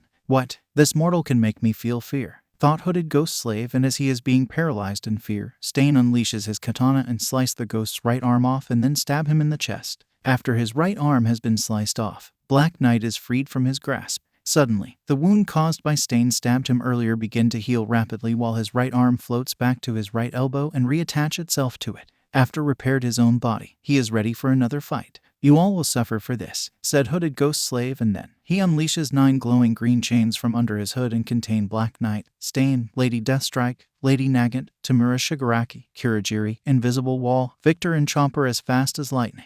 Once he has them all contained in his chains, he unleashed green electricities through his chains, torturing them all by electrocuting them alive. "LHHH," screamed everyone. "Tell me where Lylaniing is or else your lives will be forfeited," said hooded ghost slave as he's torturing his captives through electrocution. "Stop," yelled All for One through the monitor with the words sound only on it. This caught the attention of the glowing green ghost and he walked toward the monitor. "Tell me where she is. If not, their lives will soon be forfeited," said hooded ghost slave. "She's in seclusion, trying to break through to another realm of cultivation. That's all we know," said All for One, and upon receiving the answer, he stops the electrocution and let go of all villains in the bar. Then, he suddenly leaves the bar by flying away without saying a word. After what just happened, all villains in the bar get up and try to make sense of what just happened. "What the heck was that?" asked Victor as he's getting up with Chomper. "Don't ask me. I don't know either," said Invisible Wall as he's getting up on his own. "Is everyone all right?" asked Black Knight as he's looking around the bar after he got up to make sure everyone is okay. "We're fine, kid. Thanks for asking," said Chomper, and after he answered that, Black Knight walks towards Stain to help him up by offering him his right hand. "Thanks, kid," said Stain as he's taking the young knight's right hand. Then, he gently pulls the male hero killer up on his feet. Then, he offers the same help to Lady Deathstrike, which she kindly takes. As for Shigaraki, Kurogiri and Lady Nagant, they all got back up on their own feet by themselves. "Now that everything is back to normal, can we go now?" asked Lady Deathstrike, and with that, Kurogiri uses his hands to create another portal for them to return to Hasu after the previous one disappeared during the attack by their new ghostly green enemy. Once a swirl of dark fog is formed, both hero killers walk inside and disappeared. "Well, what a heck of day today is," said Black Knight, and they all cannot help but silently agreed to that, especially after what just happened. "Sounds like you've been through a lot today, Midoriya," said All For One. "You can say that, Sensei," said Black Knight as he turned to face the monitor. Sometime later, at the living room in one of Atlas Hotel's penthouses. "Report," said Elder Al-Wazar. "I failed to capture the boy. However, I have gained some information," said Hooded Ghost Slave. "Say it," said Elder Al-Wazar. "I've discovered that Lilaning is in seclusion. Most likely, she is cultivating to break through to another realm," said Hooded Ghost Slave. "And if we caught while she is breaking through and abolished her cultivation right there and then, she will become nothing but a cripple for the rest of her life," said Elder Al-Wazar after he thought of such an idea. After a one heck of a day, the sun has finally begun to set. Izuku returned to his civilian identity and returned to his apartment's room. Once there, he cooked himself instant noodle with an egg and some sausages for dinner. Once he has his dinner, he decided to take a shower and change his outfit to the pajamas, which is just a white shirt and green pants. After he changed his outfit, he grabs one of his notebooks, open it and begin to check the information about the heroes that he has written down in his notebook and their quirks. After doing some checking to make sure that he did not miss anything, he puts it back into its place and grabbed the newest one to take a look. Unlike the first 13 notebooks, however, this one is not about quirks or heroes. This one is about Kai and cultivators, instead of calling it Hero Analysis for the future number 14. He instead named it as the Book of Kai and Cultivation. At the moment, there is not much information inside since the topics related to Kai and cultivation are largely new and quite mysterious to him. So far, there is only information about how to cultivate Kai to become strong enough to establish the foundation and where the locations of the Danshin are located on the human's body, which he found to be quite embarrassing to write because the one called Lower Danshin is actually located at the pubic region on the human's body, which is also where a man can exchange his yang for the yin from the woman. After he is done checking his notebook related to Kai and cultivation, he found that it is near 22 p.m. already, so he decided to go to his bed and sleep. Sometime later, Izuku suddenly heard a voice of a man calling to him. Inside Izuku's dream, "Izuku, Izuku, Izuku," said Ibar as he's standing before his descendant. After he opened his eyes, he found a knight who is definitely not Sir Percival is standing right before him. Who are you?" "You are not Sir Percival," said Izuku, and then he looks around and found that everything around him is nothing but darkness. "I am one of your ancestors, Izuku Midoriya. My name is Eobard Garrington, an English knight in service of King Richard the Lionheart of England. Before that, a member of the Knights Templar," said Eobard. "Are you the one who Sir Percival was talking about back then?" "You know, about the knights of his days and the knights from the time of the Crusades," said Izuku, but Sir Garrington interrupted him. "Are completely different from one another?" asked Eobard, and the green-haired boy gives him a nod. "Indeed, the knights of our times are completely different from one another," said Eobard as he's looking at his descendant before him. "So why are you here?" asked Izuku. "I heard of your deal with those so-called hero killers," said Eobard. "What about it?" asked Izuku nervously. "I can help you find the answer to satisfy them," said Eobard. "You can?" asked Izuku. "Yes, I can. My journey in the Holy Land and serving under King Richard during the Third Crusade, I will unveil to you through my eyes," said Eobard, and then he snaps his fingers and everything suddenly flashed in white. When the light died down, Izuku suddenly found himself stand in a city. As he looks around, he sees a number of men in armors and turbans armed with shields, swords and spears are rushing past him to the wall before him. Suddenly, a massive fireball flies into the city and hit a tower, destroying it. What the yelled Izuku as he looks at the destroying tower in shock. "Welcome, Izuku Midoriya, to the siege of Acre," said Eobard as he's walking up to stand near the green-haired boy on his right. They both then look up to the walls of Acre before them. On the ramparts, a catapult is firing a stone back at the approaching army of Christian crusaders and their siege engines, particularly at the 3 massive siege towers and a battering ram. But despite being hit by the stone fired by the catapult, the siege tower that got hit was barely damaged. On the rampart, all Muslim defenders are looking at the Crusaders' army and their siege engines in shock, fear, and despair, especially after their catapult has hit one of the siege towers but barely did enough damage. Each of these 3 siege towers are as tall as 5-story buildings in the modern time, and they are made of the fireproof materials. "Commander Rashid, what do we do?" asked Ayyubid Soldier Number 1 as he turned to his commander, who is a bearded Iranian Sunni Muslim from Baghdad in the long black robe, black turban, brown leather armor, black boots with a sheathed scimitar hanging on his back. After being asked by one of his subordinates, he begins to think about what to do with this situation. He knows that the city is under siege, but the same can also be applied to the enemies as well, since the Sultan of Egypt and Syria and his army have encamped on the other side of Mount Turan, the mountain that served as the base of operation for the Christian Crusaders. Then, he got one idea in his head, and with that, he turned around and run down from the ramparts to his headquarters in the city of Acre with some of his men. Of course, this did not go unnoticed by Izuku and his Crusader ancestor. "Where is that guy going?" asked Izuku as he's pointing to the Iranian commander who is running down from the ramparts by the stairs. "That's the commander of the city's garrison. His name is Rashid from what I remembered," said Ibar as he's looking at the commander of the city's garrison is rushing to the military's headquarters on his horse. "According to what I've been told, this is most likely when the messenger from the city's garrison has been dispatched to Sultan Saladin's army on the other side of Mount Turan," said Ibar, and after observing the siege for a while, they finally see a messenger leave the city on a horse and heading for the army of the Sultan of Egypt and Syria on the other side of Mount Turan. After seeing the messenger left the city, another fireball flies in from the other side of the wall and crash right in the middle of the street, thus spreading fires on the buildings nearby, a caravanserai included. Many civilians and soldiers who did not get caught in the fires in the area quickly run away as fast as possible. Those who are inside those buildings, however, are not much lucky. "Help, please, help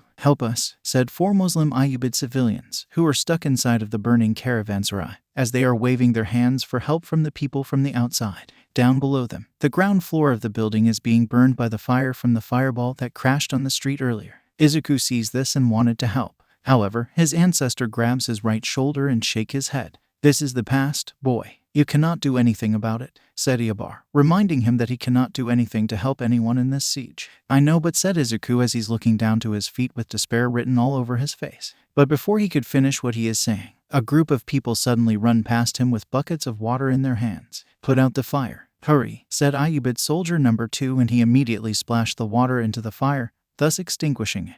Then, more and more waters are being poured and splashed into the caravanserai and the other burning buildings, thus vaporizing all fires and saving those who are still stuck in those buildings from being burned alive. Once all fires are extinguished, those who were stuck inside of the buildings immediately run out and return to their homes. Some, however, stayed a little longer to thank those who rescued them. Thank you so much. You guys saved our lives," said Muslim Ayyubid civilian. "It's our duty to defend this city, sir." "Now, move along," said Ayyubid soldier number 2, and with that, he and the rest of the rescued civilians leave the area for somewhere else in the city. After seeing such a scene, Izuku feels so much better. "Look out," yelled Ayyubid soldier number 3.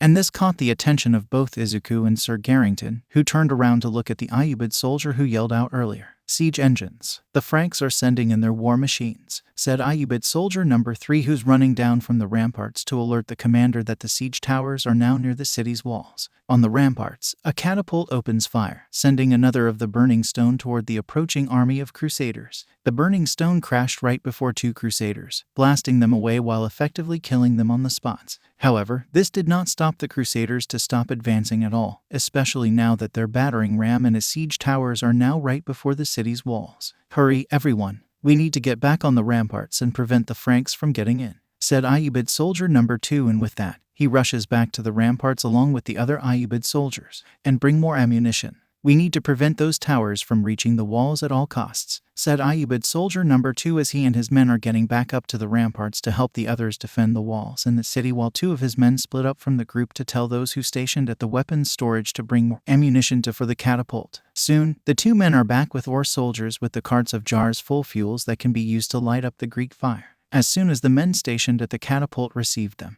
they immediately bombarded those siege towers with a number of jars of Greek fire. However, the attacks proven to be ineffective because the towers themselves are made up of the fireproof materials. But suddenly, the messenger returned to the city with a young metalworker named Ali from the Sultan's army. He told the commander that he can concoct the variant of Greek fire that can help the cause of the defenders. Having nothing to lose, Commander Rashid agreed, and after waiting for some time, the first set of jars of Greek fire concocted by Ali is ready. "Open fire," said Commander Rashid, and with that, the catapult immediately fires a jar of Greek fire to one of the approaching siege towers, setting a part of it on fire. As a result, the archers and the crossbowmen who are trying to extinguish the fire ended up spreading the fire further because the water ended fueling the Greek fire instead of vaporizing it. "It's working. Quick, fire another one," said Commander Rashid, and with the order is given, the men stationed at the catapult immediately opened fire once again, setting another siege tower of the Crusaders on fire. Now that 2 siege towers are on fire, the catapult then fires another jar of Greek fire to the last siege tower, setting ablaze 2. The siege towers are now destroyed, said Ayubid Soldier number 1. And we also got a lock on the battering ram as well, said Ayubid Soldier number 2. Then open fire immediately. We have to prevent it from, said Commander Rashid, but before he could finish, the sound of the city's gate is being rammed interrupts him. He and his men on the ramparts then look down and see that the battering ram is now ramming its log into the city's gate. However, the men stationed at the catapult reacted in time and fire a jar of Greek fire to the battering ram, thus setting it on fire and kill many of the crusaders who operated the battering ram. We did it, said Ali, who is observing on the left of Commander Rashid, as he's watching all 3 siege towers and the battering ram of the crusaders are being burned down as they are trying to use water to extinguish the spreading Greek fires, unknowingly fueling those fires to go further to cover the entire siege towers and the battering ram. However, the crusaders have no other choice but to abandon the siege engines in the end. But by the time that decision is made, only a few crossbowmen and the archers are left alive because of their attempts to extinguish the fires and also because some of them had fallen down while being burned alive in the chaos. Down below them, an army of pikemen are relatively unharmed. With the destruction of a battering ram and the 3 siege towers, the king of Jerusalem, King Guy of Lusignan, called for a retreat back at the crusaders' encampment at Mount Tehran. Retreat, back to the mountain, yelled King Guy, who appeared to be a bearded man with brown hair and chainmail armor, yellow vest with the red cross on it and a red cape. He is armed with a crossguard sword just and riding on a brown horse. Once he gave out his order, the surviving pikemen, crossbowmen and archers immediately rushed back to their fortified camp on Mount Tehran. However, not all crusaders escaped the battlefield. One of them, a large armored man who stood at 10 feet tall armed with a massive war hammer, managed to push his way into the city before its defenders will be able to completely close the gate. Close the gate. Close the gate. Don't let him in, said Ayubid Soldier number 3 as he and his men are pushing both parts of the gate, closing the city. However, the large crusader is strong enough to push himself through the closing gate and easily get inside the city. Once he's inside, he immediately draws his massive war hammer out and tries to smash a group of Muslim Ayubid soldiers before him. However, they luckily scattered out into many directions in time. How can they defeat that? Asked Izuku as he's pointing out to the large crusader armed with a massive war hammer who is standing in front of the gate of the city of Acre. Like how you defeated that big vile man back then, boy, said Iyabar, clearly referring to when Izuku took on the mantle of the Black Knight in the public for the first time when he was confronting Muscular. Hey you, said Commander Rashid as he's standing on the ramparts. Once he called Large Brute out, he turned around to face the city's garrison's commander. Why don't you pick someone your own size? Asked Commander Rashid. Like you, asked Large Crusader, and with that, he slams his warhammer to the ground, causing a tremor that shake everything around him. When that happened, Commander Rashid jumps into the air and draw his sword, the Black Blade of Baghdad, which is a mystical black scimitar, and unleash a crescent-shaped dark blue energy blade to his opponent, thus slicing his warhammer and the head of the Large Crusader off in one swing. How the heck did he do that? Is that sword also, said Izuku, but his ancestor interrupted him once again by finishing it for him. A mystical sword like the Ebony Blade. Yes, it is. I heard it is called the Black Blade of Baghdad. Like the Ebony Blade, it can cut through everything, said Iyabar as he's looking at the Muslim Iranian military commander alongside his descendant.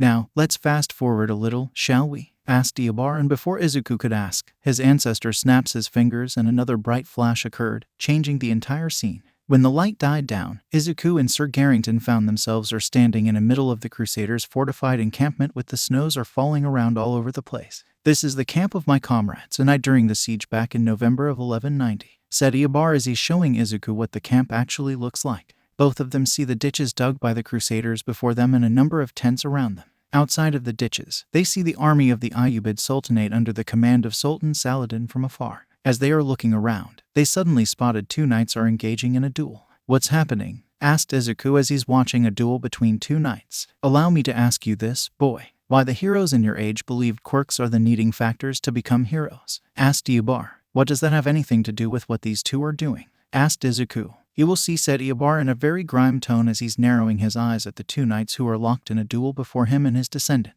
Both of them swing their crossguard swords at one another again and again, but they always manage to either dodged, ducked or evaded in time. The first knight immediately swings his sword to his opponent, but the second knight blocked it in time with his shield. Then, he slashes back at his opponent, but the first knight ducked in time and swing his sword at his opponent's feet, chopping his feet off. Once his opponent is down, he immediately uses his sword to stab him in the chest, effectively killing him. The moment the other knights in the camp hear the kill, they immediately run in. When Izuku thought they are here to arrest the killer, he is shocked to find that they are here to strip the fallen knight off his armors, weapons, and clothing and butcher his body, put those parts on fire to grill them. What are they doing? Asked Izuku as he's watching a horde of knights are butchering a corpse of their own fellow comrade. Just like a hero in your time needs to have a quirk to become a hero, a knight needs to have his own horse to become a knight, said Iyabar. What does that have anything to do with them are killing and eating one of their own men? Asked Izuku. Like I said before, a knight needs a horse to be a knight. No knights are going to resort to eat their own mounts anytime soon if such an option is avoidable, said Iyabar. So they are willing to, said Izuku as he begins to realize what his ancestor is saying. But before he could finish saying it, his ancestor finished it for him. Are the knights willing to resort to cannibalism? Yes, they are willing to do so in order to preserve the lives of their own horses, said Iyabar as he's watching the knights before him are cooking the limbs and other organs of the fallen knight earlier by grilling them. Once they are finally finished with grilling the meats that they acquired by killing one of their own men, they begin to eat them like they are eating grilled pork ribs and grilled chicken legs. Why the king and the other commanders do not stop them? Asked Izuku as he's watching these knights eat the cooked bodies parts of their comrade like they are nothing but the meats from the chicken or the pig. Kid, how do you think King Guy of Lusignan and the other commanders survived until reinforcement from Europe arrived? Said Iyabar as he's eyeing at his descendant. And that when Izuku realized that the Daijuri king of Jerusalem and his military commanders most likely eat the fleshes of their own troops to sustain themselves too. And if cannibalism is not enough, many men in here are suffering from being infected with scurvy and trench mouth, said Iyabar, and then he pointed to two men carrying a body covered with white blanket out from one of the tents on his left. That's Patriarch Heraclius of Jerusalem. Like many in this siege, he died of disease, said Iyabar as he's watching two knights are carrying the covered dead body of the Patriarch of Jerusalem away. Please tell me that you've shown me enough of your tale in this siege of Acre, said Izuku, clearly disgusted at the facts the Crusaders did not only commit cannibalism on a daily basis, but also being infected with dangerous diseases as well. If I do, that would be a total lie, said Iyabar. Huh? Asked Izuku as he turned to face his ancestor with shock written all over his face. Now, let's move forward a little, said Iyabar, and with that, he snaps his fingers once again and the bright light occurred. Once the light died down, both Izuku and Sir Garrington found themselves are still in the fortified encampment of the Crusaders on Mount Turan. However, the weather is now improved because it is no longer snowing. Follow me, said Iyabar as he's walking toward one of the tents in the camp. Unlike the other tents, this one has a royal banner of the Kingdom of Jerusalem located on the top of the tent. Once both of them are inside the tent, they found the past self of Sir Iyabar Garrington as Black Knight is standing guard near the table, where three men in capes and crowns on their heads are discussing about a piece of paper full with what appeared to be conditions to surrender before them. The one who is sitting before the Black Knight of the late 12th century is a man with long black hair down to the shoulders in grey armor, golden yellow crown on his head and a blue cape covering his back is King Philip II of France. The bearded man with brown hair and grey armor with red cape who is sitting on the opposite side of the King of France is King Richard the Lionheart of England, while sitting between them is King Guy of Lusignan, the Daijuri king of Jerusalem. Right now, they are discussing about the terms offered to them by Sultan Saladin of Egypt and Syria. According to the terms of surrender here, the Sultan is willing to surrender the city of Acre to us and paid us 200,000 gold dinars. In exchange, we spared the lives of the defenders and the inhabitants of the city, said King Guy. What about the true cross? Do you really think that the Saracens in Egypt have the true cross in their possession? Asked King Richard. If they do not have, then the negotiation with their Sultan is off. It's simple, said King Philip, and before any of them could anything more, a brown-haired man with long brown beard and grey armor and black cape enters the camp. He is Duke Leopold of Austria, the leader of the remnant of the Crusaders hailed from the Holy Roman Empire of Germany in Central Europe. Pardon me for the interruption, Your Majesties, but Marquis Conrad of Montferrat has arrived from Tyre as requested by the Sultan as the negotiator of the terms for surrendering the city of Acre, said Duke Leopold. Invite him here, said King Guy, and with that, the Duke leaves the tent to invite the Marquis of Montferrat to talk with the three kings. I don't get it. They are discussing about the conditions to surrender the city offered by the Sultan. What's so bad about it? Asked Izuku. Because this negotiation led to something else that is not peace, said Iyabar in a very grim tone as he's narrowing his eyes. Then, he snaps his fingers and scene once again switched when the bright light occurred.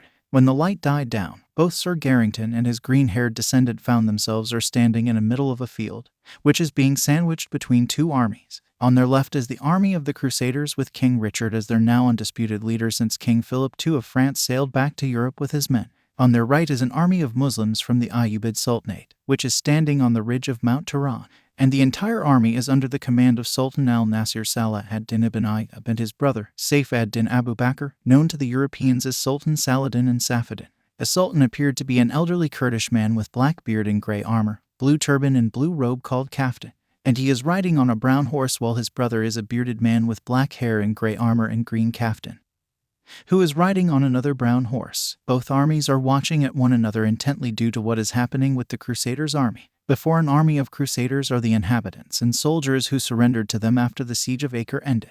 What is going on? Asked Izuku. You'll see the true nature of the knights, said Yabar. Since you will not return the true cross to us, then I have no reason to return these prisoners to you, said King Richard as he's riding on his black horse. Then he turned around and gave the most controversial order in his life to his knights. Execute them, yelled King Richard, and with that, all Crusaders in the front immediately to draw their swords and begin to cut down all unarmed prisoners right in front of the Sultan of Egypt and Syria and his brother, right before the eyes of the Ayyubid soldiers and their leaders, all 27 men, women and children who surrendered themselves, Commander Rashid included, to the King of England after the fall of the city of Acre, are being slashed, cut down and beheaded mercilessly by the knights under the order of King Richard the Lionheart of England.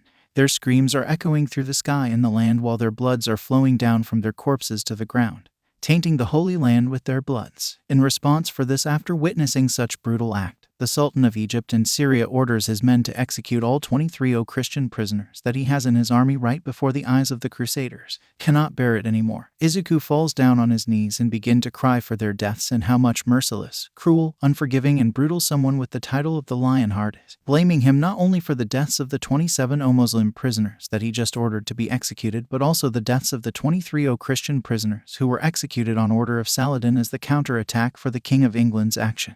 Why, said Izuku, catching the attention of his ancestor who is standing near him on his left. Why are you showing me these horrible actions? Asked Izuku as tears are streaming down from his eyes as he raises his head up to look at Sir Geraint. I've said it before, to give you the answer that can satisfy the hero killers, of course, said Yabar. Then he takes a few steps closer to his kneeling descendant, who is still crying after seeing a mass execution of more than 2,000 people who already surrendered to their enemies. Remember when I said that the knights of my time and the knights of Sir Percival's time are completely different from one another? Asked Yabar as he's kneeling down before the crying green-haired boy. Upon hearing that, Izuku nodded while his tears are still streaming down from his eyes. This is what I meant. Just like the knights, the heroes have the humble beginning. But as time passed, they forgot their roots. They get too much comfortable and become far too much involved in the politics. And just like the knights, they perverted their own code of conduct, said Yabar. What do you mean the heroes perverted their own code of conduct? Asked Izuku. Before becoming the knights, all squires must sworn an oath to serve the monarchs and the church loyally. And they did just that. They served them loyally by slaughtering and plundering a village full of innocent people and then reported it to the royal court that they've defeated the bandits operating in the area. And guess what? All kings are willing to buy what they said because they needed them to defend their realms. In the eyes of those monarchs, they are willing to let the knights do whatever they pleased, kill whoever they wanted to kill and steal whatever they wanted to steal as long as they are not acting against their interests. If this is not the perversion of their own code of conduct, then I don't know what it is, said Yabar as he's standing up. And what about the church? Why didn't the church do anything? Asked Izuku as his tears are beginning to dry away from his eyes. The church can barely do anything, boy. Some military orders like the Knights Templar are even more powerful and wealthier than the church itself. So the best thing the church can do is simply threatening those knights with excommunication, which is not always work, said Yabar as Izuku is slowly standing up on his own. Now think, boy, if the knights of my time can do this, what about the heroes in your time? Do you think they are capable of doing this as well? I am certain that they are, since they are the elites and the de facto rulers of the society like the knights of my age. Not to mention the fact that your society seemed to judge who can and who cannot become heroes based on quirks like how knights need to have horses and armors to become knights, said Yabar. And once he said that, Izuku's eyes and hands begin to tremble as he is looking down to his own feet, thinking of the possibility that the heroes may committing illegal activities behind the public's back just like how the knights did during the Middle Ages, and also encouraging the idea that quirks are everything to the society. Seeing that he is not giving an answer but also seeing that he is trembling, Sir Garrington only smirks in satisfaction, knowing that his descendant is now convinced that the knights and the heroes are basically the one and the same. Since you are appeared to be convinced and now having the answer that you seek, I believe that it is time to end this, said Yabar, and then he snaps his fingers and a bright light once again occurred. But this time, Izuku wakes up from his dream. yelled Izuku, and then he begins to panting as his body is being covered in sweats. After finally calmed down, he grabs his forehead with his right hand and begin to rub it. So that's the answer. The heroes and the knights are basically the one and the same. And the governments are willing to turn blind eyes for their illegal activities if they know about them, as long as the heroes are not acting against the interests of the governments, said Izuku as he's rubbing his forehead with his right hand. Then, he gets up from his bed and walks to get some water for himself the kitchen. Once he has his water, he returns to sleep on his bed. But as he's closing his eyes, he suddenly thinks of one person, and that person is Lady Nagant. After learning that the illegal actions of the knights going to be ignored by the kings as long as those knights do not acting against their interests, this makes him begin to question a few things about her. Was she acting against the government before? Is that why she ended up as a villain? Thought Izuku before falling asleep. Later in the morning, Izuku gets up on his bed and cooked himself a boiled egg and sandwich ham cheese for breakfast. After he had his breakfast, he took a shower and changed his outfit to another one of his regular clothing provided by Kurogiri. Once in his regular outfit, he leaves his apartment for the bar with no name. Once there, he told the others who are in the bar at the moment all about what he learned from the Third Crusade, and to make it sound believable to all of them, he decided to keep the part about his ancestor told him all of this in his dream to himself. Instead, he tells them that he learned all of this from the internet. Once he finished telling them about his comparison between the heroes and the knights, the actions of the knights during the siege of Acre, and the so-called massacre at I-80, where King Richard ordered his knights to have 27 prisoners executed right in front of Sultan Saladin, Shigaraki, Kurogiri, Lady Nagant, and other members of the League of Villains who are in the bar at the moment is quite surprised and interested in what Izuku have sought and learned in order to find the answer to satisfy the hero killers. So what do you guys think? Asked Izuku after he finished what he said about the knights and the Third Crusade. What you said is clearly something, kid, said Tamura as he's sitting at his usual spot near the counter with Kurogiri standing on the other side. I heard some people who have studied plenty of histories said something like this before. The ideas of comparing the heroes with the knights, the samurais, and the Mamluks are not far-fetched, but nobody has ever taken such things seriously before, said Lady Nagant. Why not? Asked Izuku, most likely in denial that the heroes can acted like those knights, I assumed, said Lady Nagant as she shrugged her shoulders. Hero worship, said All for One through the monitor. You were listening, Sensei? Asked Tamura as he turned to look at the monitor with the words sound only on its screen. Yes, Tamura. I was listening to what Midoriya was saying the whole time. And I must admit, such comparison is not only interesting but also quite unique, said All for One. So Sensei, about this hero worship you're talking about, said Izuku. It's a cause that make the public refuse to accept any negative aspects related to the heroes as truth. But yet, many of them acknowledge the fact that the knights in the Middle Ages are just thugs, said All for One. What does that mean, Sensei? Asked Izuku. It means they viewed the heroes in the different light from the knights. They're going to do their best to say that the knights and the heroes are not the one and the same,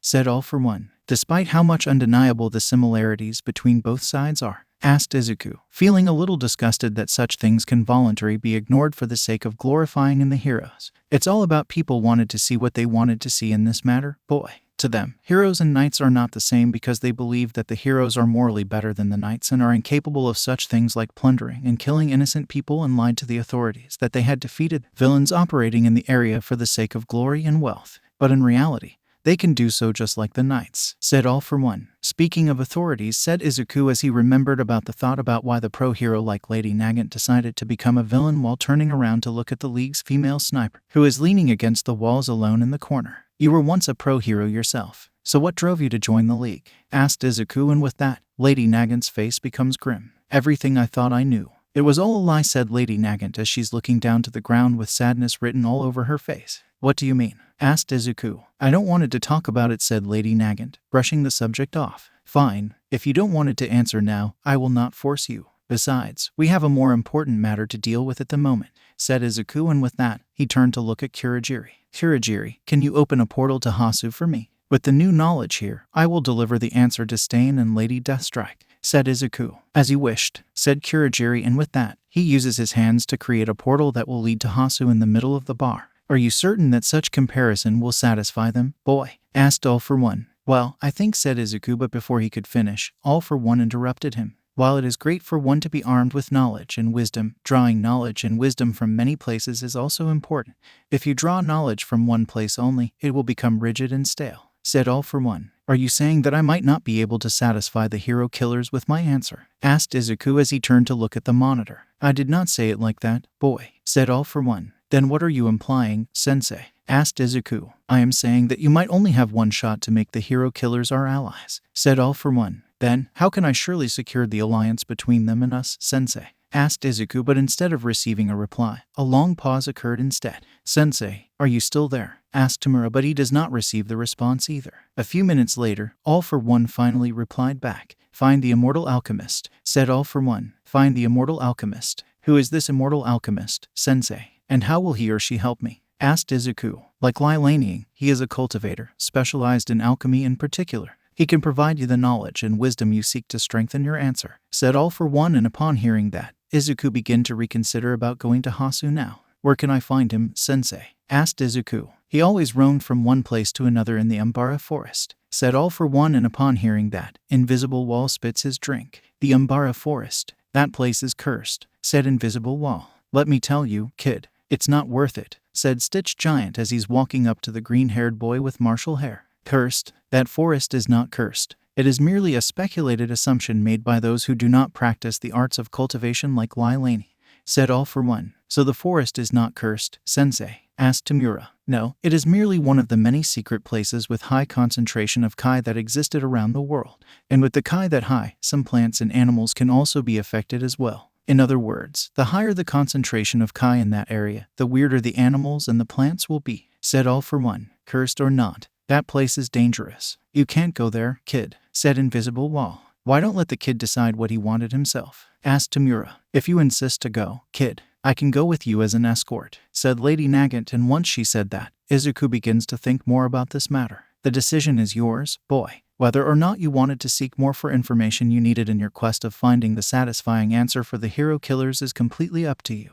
said All for One as the green-haired boy is thinking about this. And after thinking about this for a while, he finally comes to the conclusion of this matter. I will go, said Izuku. As you wished, said All for One, and with that, Kirigiri disintegrates the portal that led to Hasu and replaced it with the portal that will lead to the Umbara Forest. When the portal is formed, Izuku is the first to walk inside. Then, Lady Nagant follows him inside since she already said that she will be his escort if he decided to go. Once both of them entered, the portal vanished, and once they left, 3 other members of the League walk into the bar. The first one is a tall, lean man in skull-shaped mask with gray eyes and dark green sleeveless bodysuit with a white belt and black boots named Tesla. The second one is a humanoid shark with a fin on his head and a sleeveless jumpsuit with the diving mask and the diving cylinder strapped to the back of his suit named Sharkayonara. And the third one is a humanoid figure who has body entirely made of paper runes and have plenty of red eyes on his body named Thousand Eyes. Hey, where are Lady Nagant and the kid? Said Sharkayonara. They left for the Umbara Forest, said Invisible Wall. That accursed place. Why did they want to go there? Asked Tesla. Some sort of quest for answer to satisfy the hero killers, I think, said Tamura as he's grabbing a glass of drink from Kirigiri. So should we go looking for them? As we all know, that place is cursed, said Sharkayonara as he turned to look at Tesla. Maybe, asked Tesla, quite unsure about this himself, knowing that Invisible Wall and the others are most likely going to protest for going to such a place for sure. Well, maybe we should wait for them for a few hours then, asked Sharkayonara. I like the sound of that, said Tesla. Then let's wait for them here, said Sharkayonara, and then he walks toward to the counter along with Tesla and Thousand Eyes. Meanwhile, Izuku and Lady Nagant are now standing somewhere else in the middle of the Umbara Forest, which is believed to be cursed. And there is a reason believed that it is cursed due to how much dark and gloomy it is. The trees in this forest are so tall that the sunlight barely penetrated to the ground. When they all looked around, all they see are nothing but the forest with the canopy so thick that the sunlight barely be able to get through. Once Kirigiri's portal is disintegrated, the green-haired boy and those who came with him are now on their own. The fact that this immortal alchemist that they are looking for is living the nomadic lifestyle in this forest also didn't help them feel better at all, because not only they do not know the exact location that he is currently residing in this forest, but also the fact that the Umbara Forest is known for a number of urban legends such as the crocodile salamanders, the unusually large salamanders at the size of a crocodile that dominated the swamp and all streams within the forest, and the squid slugs, the huge slugs at the size of tigers with tentacles of the squids on the faces, the glowing snowflake trees, the trees that bore the glowing blue fruits with shapes similar to that of the snowflakes, and many more. This place is really creepy, said Izuku. The sooner we find this immortal alchemist, the sooner we leave. So let's hurry, kid, said Lady Nagant. And since he is a nomad and also never leave this forest, so there is a chance that he will stop at the stream for resting.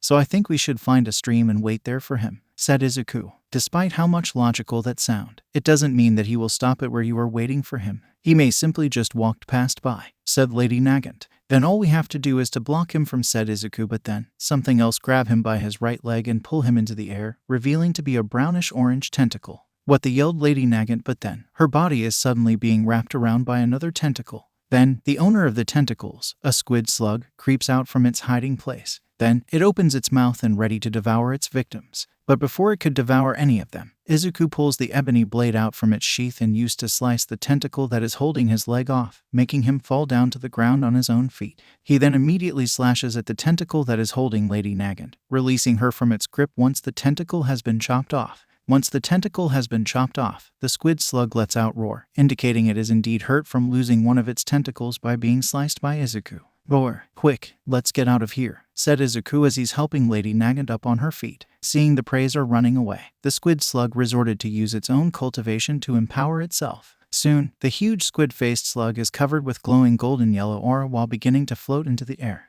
Then, it flies after the preys. "Is it still following us?" asked Lady Nagant as she is running. Upon being asked, Izuku turned his head around to look back, and that is when he is seeing the huge slug with tentacles for the faces flying after them. "I don't know that will you believe me or not, but it is really flying after us right now," said Izuku as he's running as fast as he can. "What?" asked Lady Nagant and turned her head around to look at what the green-haired boy just told to her herself. And she is so shocked to find that he is very right. "This will be a good time to call for Aragorn now," yelled Lady Nagant. "Good idea, Aragorn," to yelled Izuku, but before he could finish, he and Lady Nagant are being forced to stop because they see a crocodile salamander is resting on the riverbank near the stream. Upon spotting them, it turned around and began to crawl toward them. "I can take care of this thing," said Lady Nagant as she activated her quirk, turning her right elbow into a rifle and aim it to the head of the crocodile salamander. "That may not be necessary," said Izuku as he turned around and see that the squid slug is now finally catch up to them. Once catch up with its preys, the squid slug landed gently on the ground and began to creep toward them while swinging its tentacles around.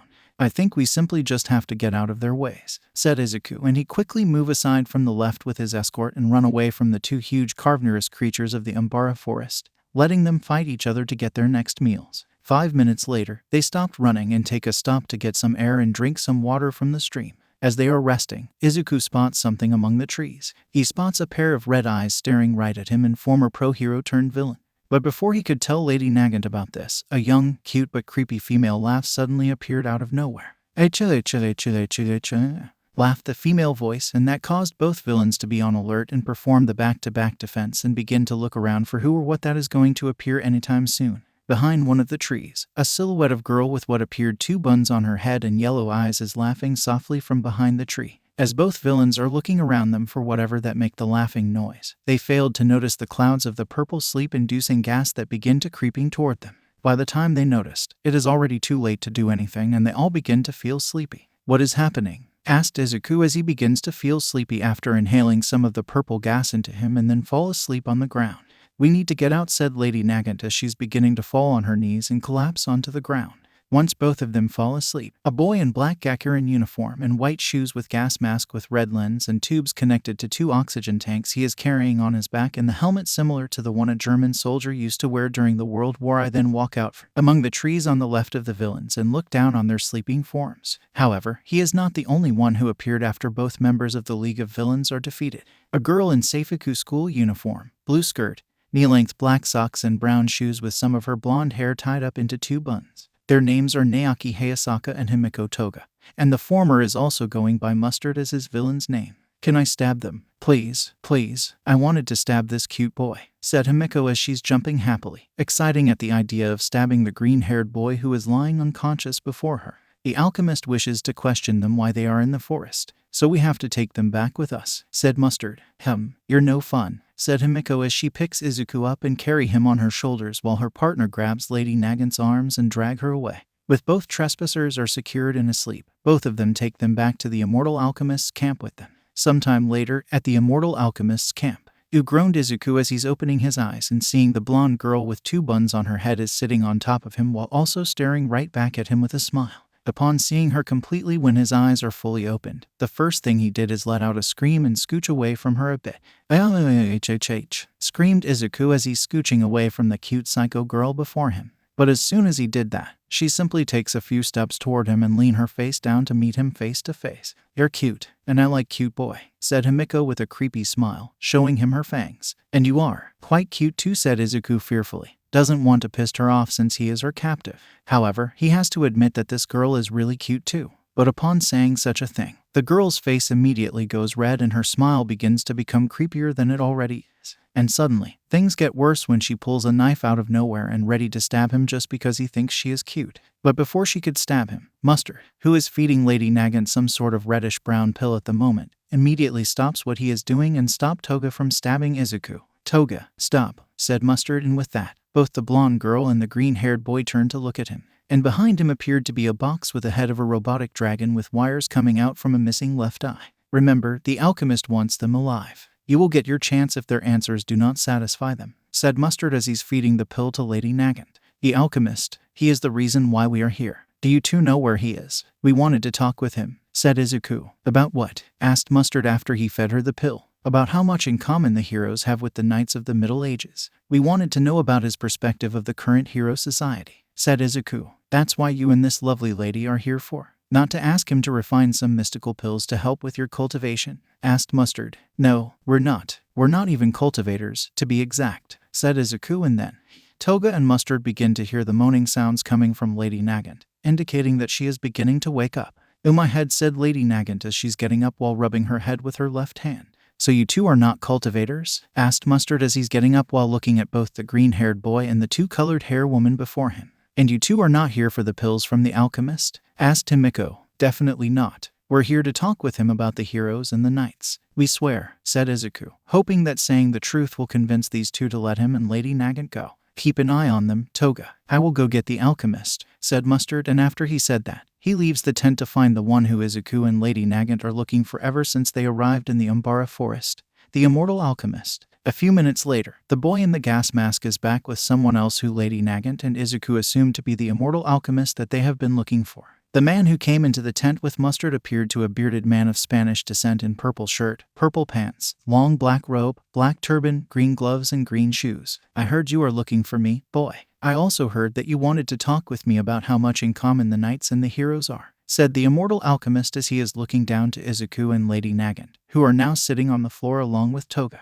"Are you the Immortal Alchemist?" asked Izuku. "I am known by many names, boy. To most of the cultivators, I am the Immortal Alchemist. But to most of the heroes and the villains alike, I am Diablo," said the Immortal Alchemist, now identifying himself as Diablo. "Diablo, as in El Diablo, the famous Spanish villain whose quirk is known as alchemy. The one who mysteriously disappeared after being defeated by the Fantastic Four in Latveria years ago," asked Lady Nagant. "The one and only, lady. And no, my quirk is not alchemy. In fact, I do not even have a quirk at all," said Diablo as he's smirking. "Are you saying that you're quirkless?" asked Izuku. "Kid, many cultivators are quirkless. So yeah, I am one of those cultivators who are quirkless," said Diablo. "So why are you hiding in a forest with two kids?" asked Lady Nagant. "To hide from the rest of the world, of course. Among the cultivators, I am very famous for refining pills while still being wanted by the heroes for the thefts and smugglings of ingredients I needed to make pills," said Diablo before he turned to look at Toga and Mustard, who is now sitting beside her. "As for these two kids, I found them trespassing into the forest while being chased by the police. So I helped them out and offer them shelters and foods in exchange of defending this forest for me," said Diablo as he's sitting down on the ground before all of them. "That's explain why they are still alive in such a dangerous place," said Lady Nagant as she turned around to look at the blonde girl and the boy in the gas mask. "Now, I believe you're not here to talk about these two or why I am here living in this forest. You two are here to talk about what the heroes and the knights have in common, am I right?" asked Diablo. "Yes, we are. I heard from my sensei that you have the knowledge about what the knights and the heroes have in common. Why the peoples are in denial that the heroes can be like the knights, the hero worship, corruptions among the heroes, and many more," said Izuku, and upon saying that out, Diablo narrows his eyes. "One god," said Diablo. "Huh, one god. What does God have anything to do with this?" asked Izuku. "Because they all live in ignorance of God, boy. And out of this ignorance, they resorted to idolatry, that is hero worship. And when they resorted to idolatry, they become corrupted by it. For an example, peoples with quirks ridiculed those who don't have quirks and oppressed them," said Diablo, and with that, Izuku looks down to the ground with the sad face. "All men are not created equal," whispered Izuku as he's sadly looking down to the ground. However, Diablo heard him and laughed at what he just said.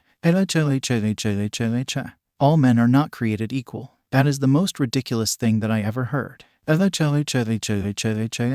Laughed Diablo, thus confusing Izuku and the others who in the tent. Kid, let me get that stupid idea out of your head with this. All men are equal before God. It doesn't matter what the colors of their skins are, how much wealth they have or who have and who do not have quirks. All men are equal before God, said Diablo. All men are equal before God, asked Izuku. Indeed, this one is true, boy. Now, back to the hero worship is a form of idolatry. Believe it or not, Arabia once faced such a situation before, said Diablo. Really? Asked Izuku. Yes, it did. Back then, the city of Mecca in Arabia was the center of trade and idolatry, and the Quraysh merchants and the priests of Mecca made money by using the Kaaba to give sanctuary to the idols of all tribes in Arabia, said Diablo. They made money by housing the gods, asked Lady Nagant, and Diablo nodded to confirm what she just said. Those idols shaped the society of the Arabs back then. During that time, Arabia was a cruel place with no actual forms of laws. Tribal loyalties and customs were the only forms of protection, and these too were shaped by the society created by those idols that were housed inside of the Kaaba, and the merchants and the priests who enriched themselves by making fortunes from the pilgrims from all tribes in Arabia who come to Mecca every year to worship those idols, and the goods from the caravans that coming from both Syria and Yemen,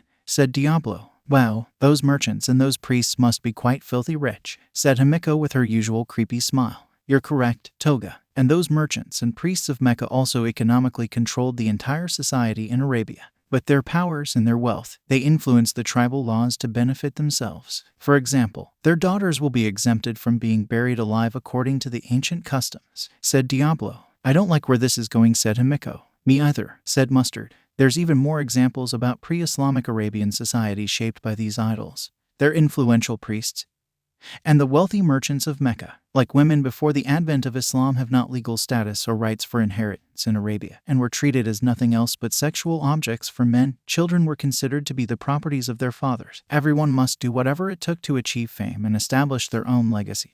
The poor were being mistreated, and men can indulge themselves into sexual pleasures with many women as they please. Now, do you see what idolatry can do to a society if it has grown too powerful? Asked Diablo as he's looking directly at Izuku, who is quite shocked at how horrible Arabia before the advent of Islam was. And how did it end? How did the Arabs finally turn away from idolatry and all of these horrible things? Asked Izuku. It's simple, because he came, said Diablo. Who came? Asked Himiko. Muhammad, the messenger of God, when he received the first revelation, announced his prophethood to the people of Mecca and began to preach his message about one God to people in the city. Some people began to see through the lies of the society shaped by the idols, the merchants and the priests, but in the end, they are forced to flee, first time to Ethiopia and the second time to Yathrib, now known as Medina. Eventually, a war broke out between God's followers, known as the Muslims, and the Quraysh tribe of Mecca, who were pagans at the time. But in the end, Mecca had finally surrendered after the bloodless conquest of Mecca by the Muslims after the Quraysh violated a truce between themselves and the Muslims.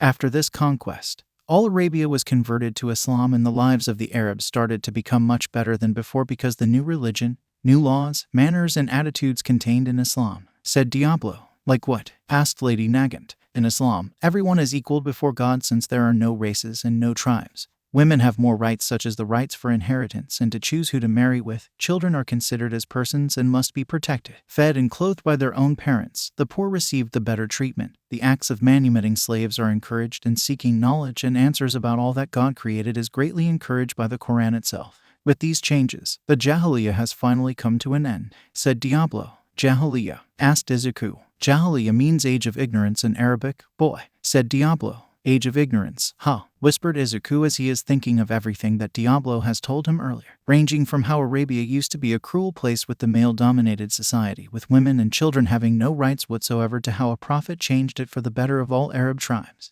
And after doing some thinking, he finally realized something. And what he just realized has shaken him deep to the core. After having realized it, he turned to Lady Nagant to ask her something. Lady Nagant, said Izuku as he turned to meet her. What is it, kid? Asked Lady Nagant. Are we living in the new age of ignorance? Asked Izuku. Are you saying that the age of heroes is the new age of ignorance? Asked Lady Nagant, completely surprised at what he just said to her. Hero worship is a form of idolatry, right? Asked Izuku, and she nodded after he said that, thus confirming that what he said is right. It's just like how the Arab tribes back then were heavily depending on those idols before Islam will be preached, and the European monarchs and the church were depending on the knights back in the Middle Ages. The current hero society is relying too much on the heroes. Everyone basically voluntarily surrendered their freedoms to the heroes, who are basically playing the roles of those European knights and the idols of the era of the pre-Islamic Arabia even. In other words, the pro-heroes are nothing but living idols who preyed on the desperation of the peoples to gain wealth and powers for themselves and their benefactors, said Izuku, and once he said that, Lady Nagant, Mustard, and Toga are completely shocked at what he just said because he just basically said what appeared to be the very well-analyzed version of the current situation of the hero society by comparing the heroes with the knights from Europe during the Middle Ages and the idols of Arabia before the advent of Islam.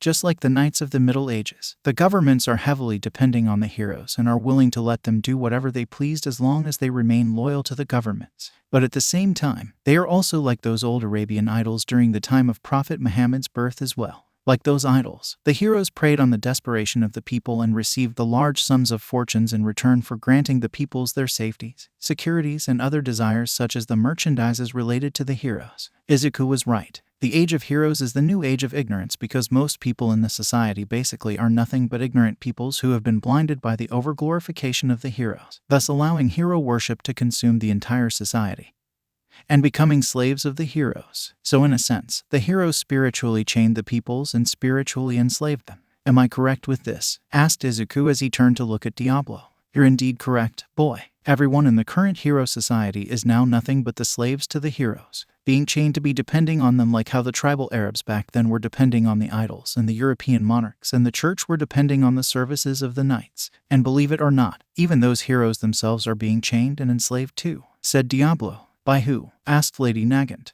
By their own greeds and their own faults. They can be called heroes but they cannot be called great people, said Diablo. So I was right. This is not the age of heroes. This is the new age of ignorance, where everyone, including the heroes, is enslaved and chained by someone or something. And a form of idolatry called hero worship is the cause of this, said Izuku, after having learned that the age of heroes is nothing but the illusion of the new age of ignorance. Izuku asked Diablo how he knows so much about the early history of Islam since he is not even a Muslim and how he became a cultivator in the first place. Diablo replied back by saying that he has lived ever since when the Iberian Peninsula was known as Al-Andalus, after the authority of the Umayyad Caliphate of Cordoba has disintegrated and Al-Andalus began to fracture into the Taifa states when many Vali began to declare themselves independent from the caliph's authority by styling themselves as emirs. He told them that he was born during the chaotic time when Al-Andalus was embroiled in a civil war, known as the Fitna of Al-Andalus, and had seen many things in his life, ranging from the downfall of the caliphate itself and the volley of the Banu Tujib of Zaragoza. Al-Mundir ibn Yahya al-Tujibi declared himself an emir when he was only 3 years old. When he grown up, he became a polymath in the service of the emirs of both the Banu Tujib and the rulers of the succeeding dynasty, the emirs of the Banu Hud of the Taifa of Zaragoza. As for how he came to practice the arts of cultivation, Diablo told him that in 1045, he was one of the envoys dispatched by Emir Ahmed al-Muqtadir to Constantinople, the capital of the Roman Empire at the time, to propose an alliance with the Roman Emperor. During his time in Constantinople, he came into contact with the Chinese merchants who were cultivators and learned some basic skills from them. Eager to learn more from them, he asked the other envoys to continue their journey back to Zaragoza while he decided to travel eastward with the Chinese merchants to the Great Song. There, he joined the Ten Rings sect and established his foundation there, thus becoming a cultivator. Now that I told you a bit of myself, what about you too? Asked Diablo as he's staring at Izuku and Lady Nagant, who are sitting before him on the ground just like him. What would you like to know about us, Alchemist? Asked Lady Nagant. For starter, who is this sensei that you referred to? Asked Diablo. He is known as All for One, said Lady Nagant, and with that Diablo's eyes widened in surprise after hearing the name. Then suddenly, he blurts out a big laugh. Laughed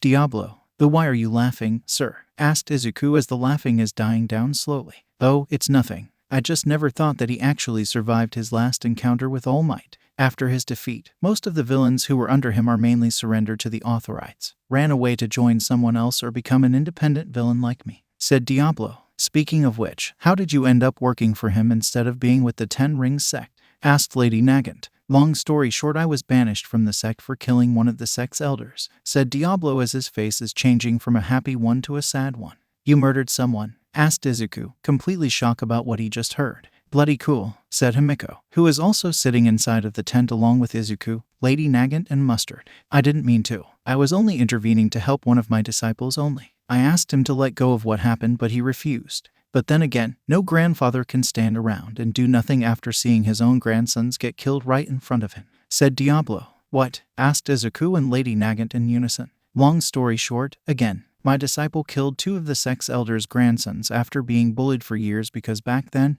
he cannot cultivate. But then one day, that disciple of mine suddenly becomes extremely powerful and beat one of those jerks, who was the younger brother of the 2, after he tried to bully him again. When he refused to admit defeat, that jerk called his elder brother to deal with him and they challenged him for a fight in the arena. And like I said before, both of them are killed in the arena by my disciple. And that's when I have to intervene after their grandfather tried to kill my disciple to avenge his grandsons. When he refused to listen to the fact that everyone is responsible for their own lives in the arena of life and death, I have no choice but to kill him, said Diablo. And that's when you got banished, asked Izuku. No, that happened when their entire family brought people with weapons to the sect and threatened to kill everyone in the sect if the Mandarin did not avenge the deaths of their relatives, said Diablo. They can do that, asked Izuku and Himiko in unison. Yes, they can and they did. So to solve the problem, the sect's leader, the Mandarin, have us banished from the sect, said Diablo. But where is your disciple now? Why is he not with you anymore? Asked Izuku. We went separate ways after we got banished. That's all I know, said Diablo. So after you got banished from the sect, you came to work for Sensei until All Might beaten him? Asked Izuku. Yes, and after that, I became an independent villain until the Fantastic Four defeated me, said Diablo.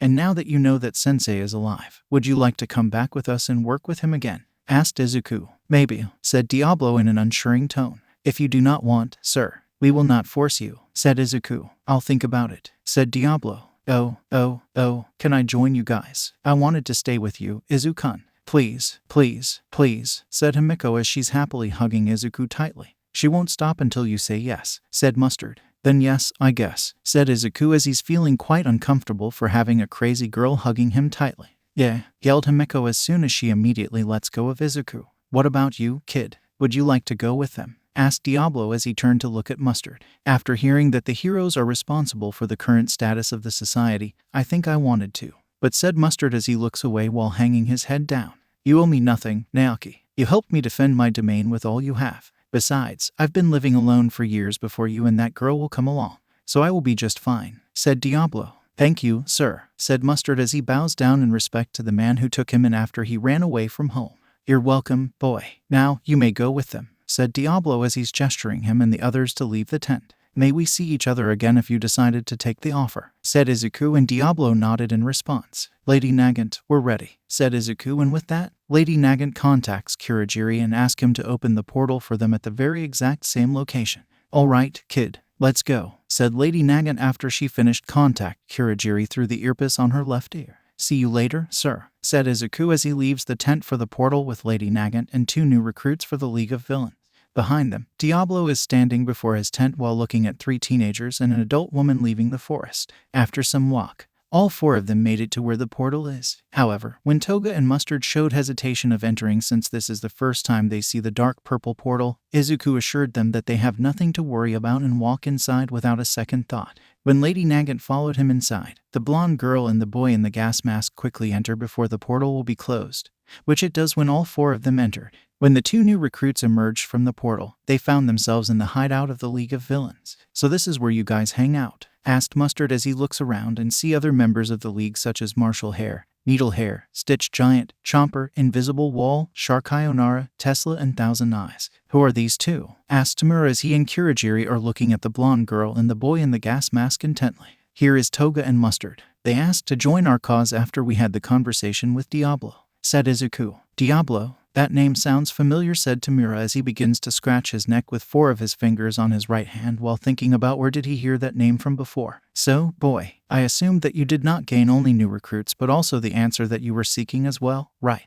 Asked All for One. Yes, sensei. I did find the answer I was looking for, but said Izuku. But what? Asked All for One. There's one thing I don't get, sensei, said Izuku. What is it, boy? Asked All for One. If you know where Diablo is the whole time, why don't you send Kurogiri to find him and invite him to rejoin the League? Asked Izuku. Well, first thing first, Kurogiri does not know exactly where he is in the Umbara forest. He could be anywhere in the forest since he is a nomad. And secondly, it is ultimately up to him that he wanted to join or not, said All for One. So that mean you won't force him to rejoin, sensei? Asked Tamura. Correct, Tamura. If I forced him to join my cause, the possibility of him to defect when the opportunity is provided will be highly possible. This is what every good leader must do, Tamura. All leaders must maintain loyalties of their men one way or another, said All for One.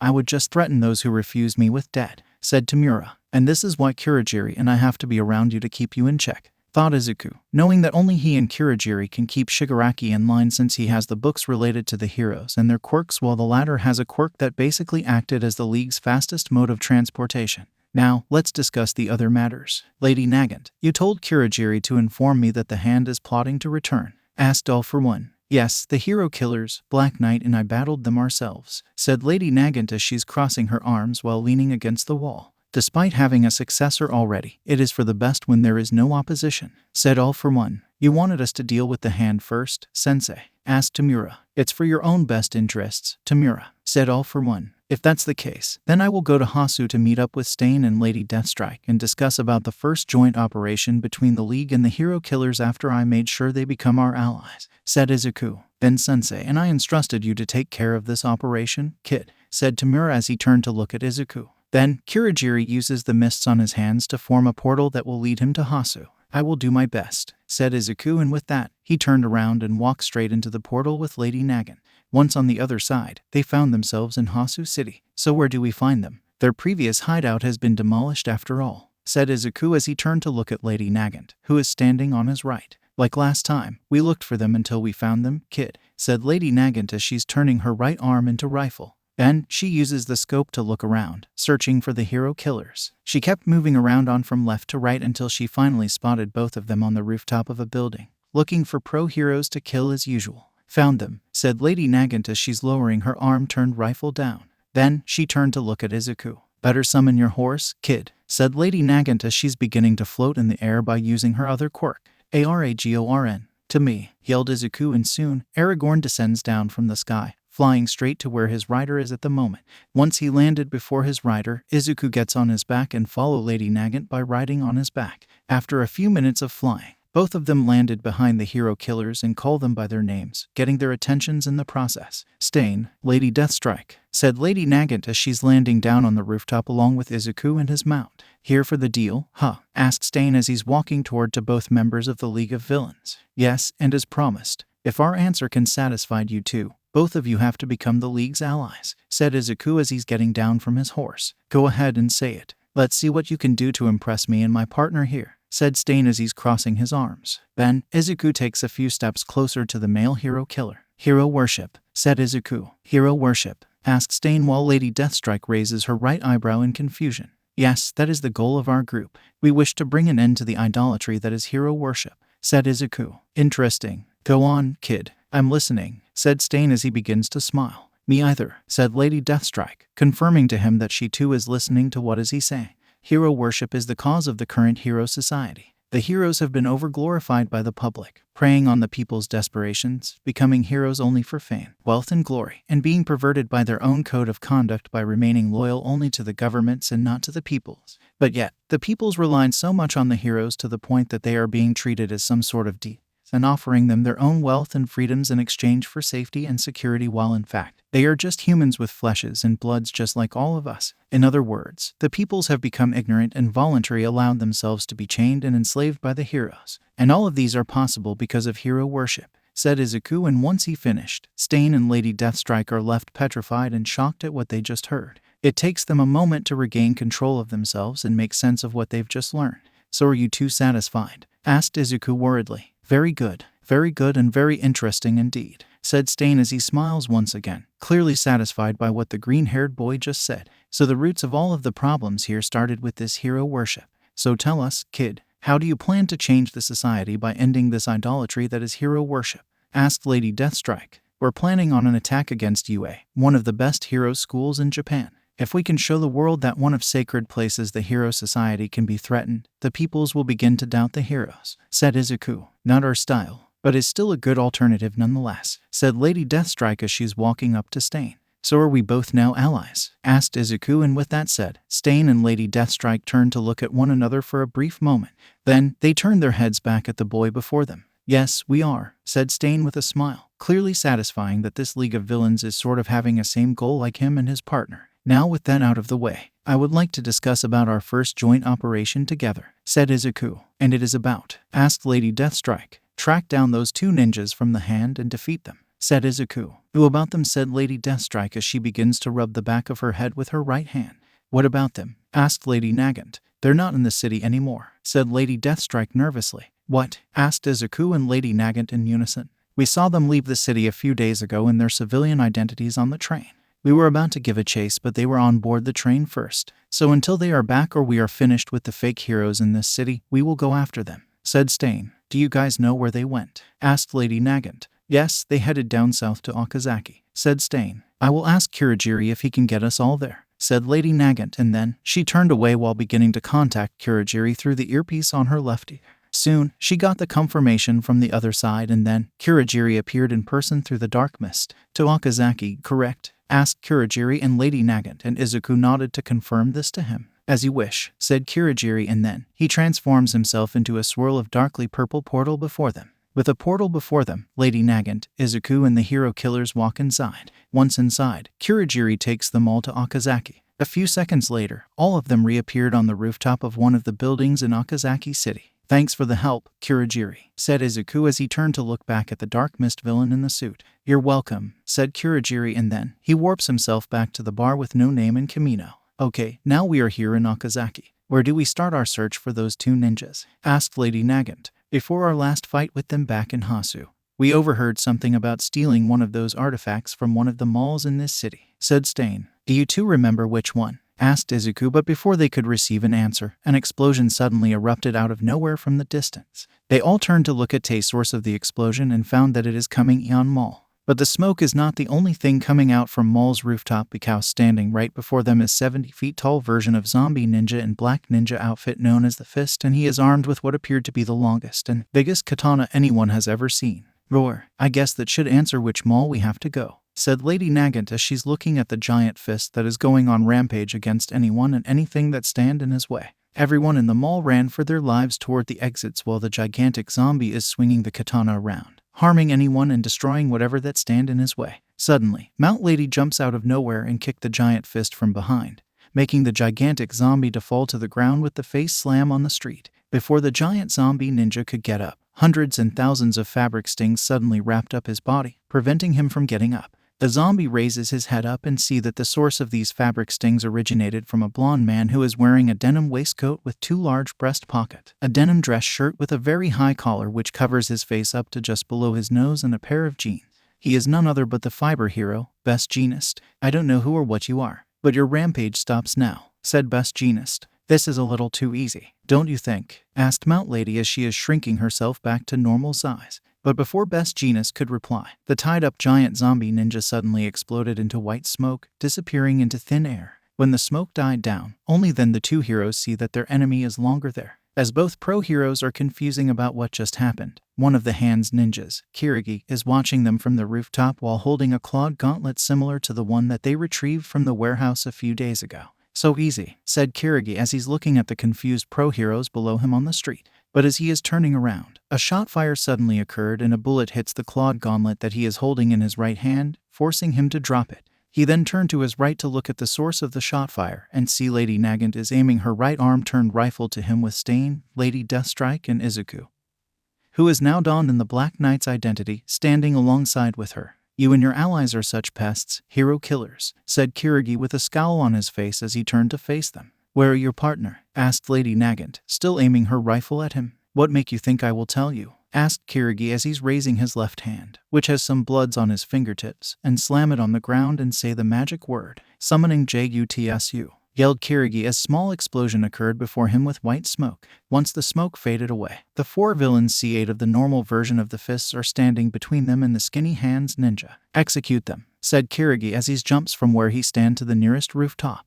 Then, he proceeds to do it again and again and again while his zombie ninjas are keeping his enemies preoccupied. However, Black Knight immediately gets on Aragorn's back and follow him, but not before telling Lady Nagant and the hero killers what is he up to. You guys deal with them. I'll go after that guy, said Black Knight, and when they heard that, all 3 of them nodded as the zombie ninjas are charging toward them with Kanata and Yari in their hands. As Kirigi is getting away from the hero killers and their allies, he contacts his partner, Kuroyama, through an earpiece in his right ear. However, he is completely oblivious that he is being followed by Black Knight and Aragorn, who are flying after him by flying among the clouds to make sure he won't see them. Kuroyama, come in. Did you retrieve the artifact yet? Asked Kirigi as he's touching the earpiece on his right ear, contacting his partner. Meanwhile, Kuroyama is standing on the roof of a mansion that located somewhere else in the Okazaki city. The mansion is a large 2-story building and mainly while in color while the roof is brown.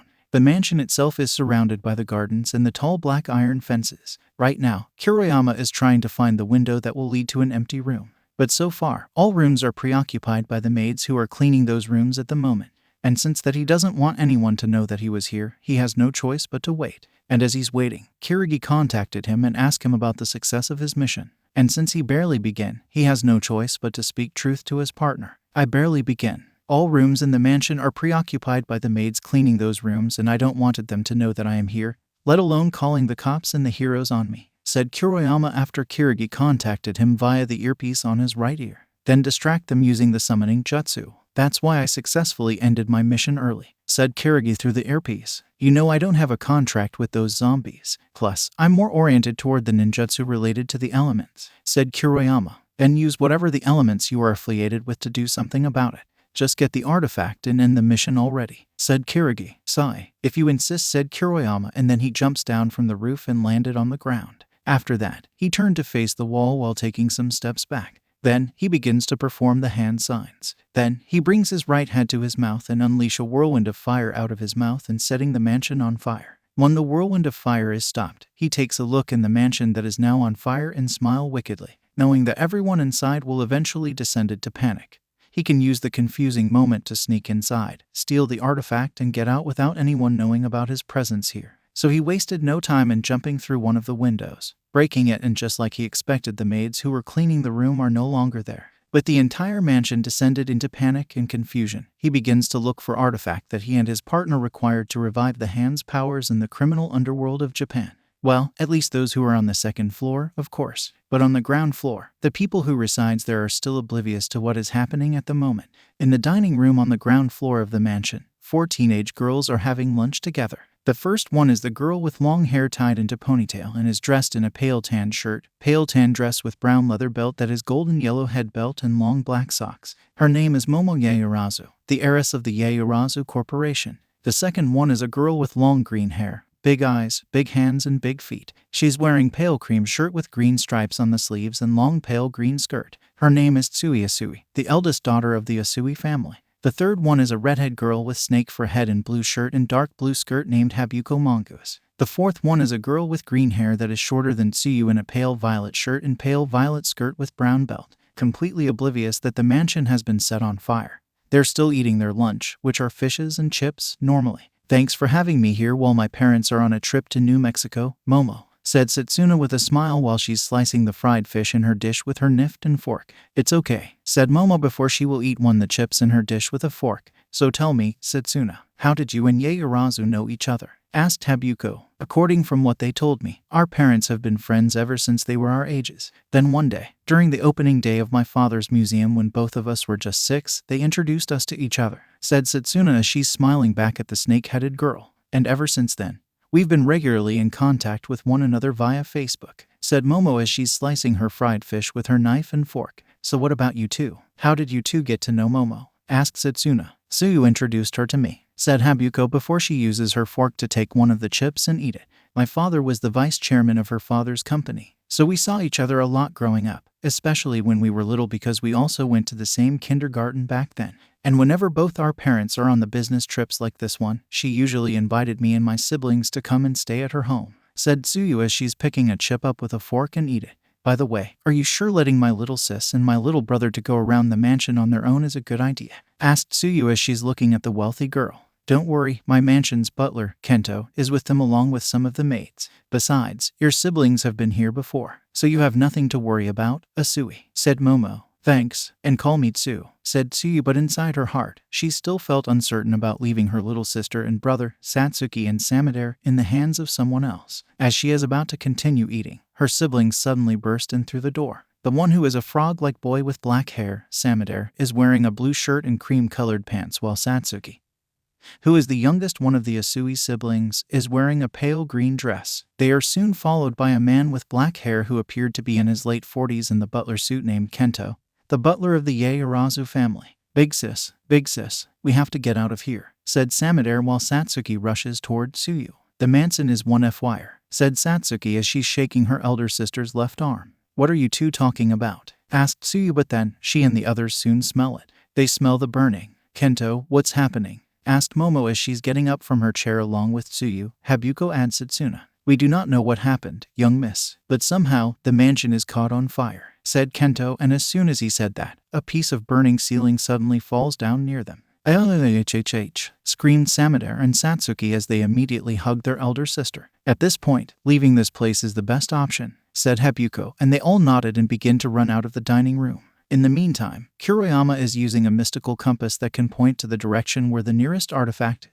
He follows the direction from place to place in the mansion while also doing his best to hide from the panicking residents who are running around to find the nearest exits to escape from the spreading fire. The compass leads him downstairs and into the study of Momo's father. Inside, he spots the artifact, which appeared in the form of a paperweight with the ball-shaped head made out of metal. Since the compass identified the paperweight as the artifact, he immediately grabs it and gets out of the room as fast as possible. However, he leaves the room a little too fast and ended up running into Momo, Satsuna, Habuko, Tsuyu and her siblings, Butler Kento, and two maids with blonde hairs who appeared to be twins and are around the same ages as their young mistress, with the only difference between them appeared to be the colors of their eyes, because the first one has purple eyes while the other one has blue eyes. "Oh crud," said Kuroyama when they saw him, having no other choice. He pulls his weapon out, ready to finish all of them off. "Kasumi, Nanami, take young miss and her friends out. I'll deal with the intruder," said Kento. "Yes, father," said Kasumi and Nanami, who are the two blonde girls in maid outfits that came with them, in unison. "Young miss, you and your friends must come with us for your own safeties," said Kasumi and Nanami in unison as they are leading their young miss and the others away as their father ordered. But as soon as they opened the door, they encountered Kirigi and a horde of zombie ninjas behind him. With the nearest exit blocked, they all are now cornered and confined in the mansion. "I can't believe the day that I officially gained new friends will turn out to be the last day of my life," said Habuko. "Sis, I'm scared," said Satsuki as she's hugging her elder sister's left leg tightly along with her elder brother. As both ninjas and the fists are moving in closer to them, the sounds of sword slashing and horses whinnying from outside got their attention. Kirigi and Kuroyama turn to look into the garden and see that Black Knight and Aragorn have arrived and are taking out their troops by just the two of them. Black Knight uses the Ebony Blade to slash all of the fists who are approaching him while Aragorn either kick or stomp them with his feet. Black Knight charges up the Ebony Blade and unleashes the crescent-shaped energy blade on them, slicing so many of them into half in just one swing. This resulted in the pathway to the mansion's entrance to be left open. Seeing his chance, Black Knight immediately gets on Aragorn's back and rides toward the entrance as fast as possible while taking out the zombie ninjas that are standing his way, as many as possible as well. As he's reaching the entrance, he charges the Ebony Blade up and swings another crescent-shaped orange energy blade out to his enemies, directing it to both Kirigi and Kuroyama. And as he predicted, both of them immediately jumped out of the way, letting the energy blade to slam on the ground, creating long narrow crack on the ground. "Your parents will be so mad at this when they are back, Ribbit," said Tsuyu. "If we made it out alive, of course," said Momo. Black Knight and his mount soon arrived inside the mansion and stand between the ninjas and the civilians,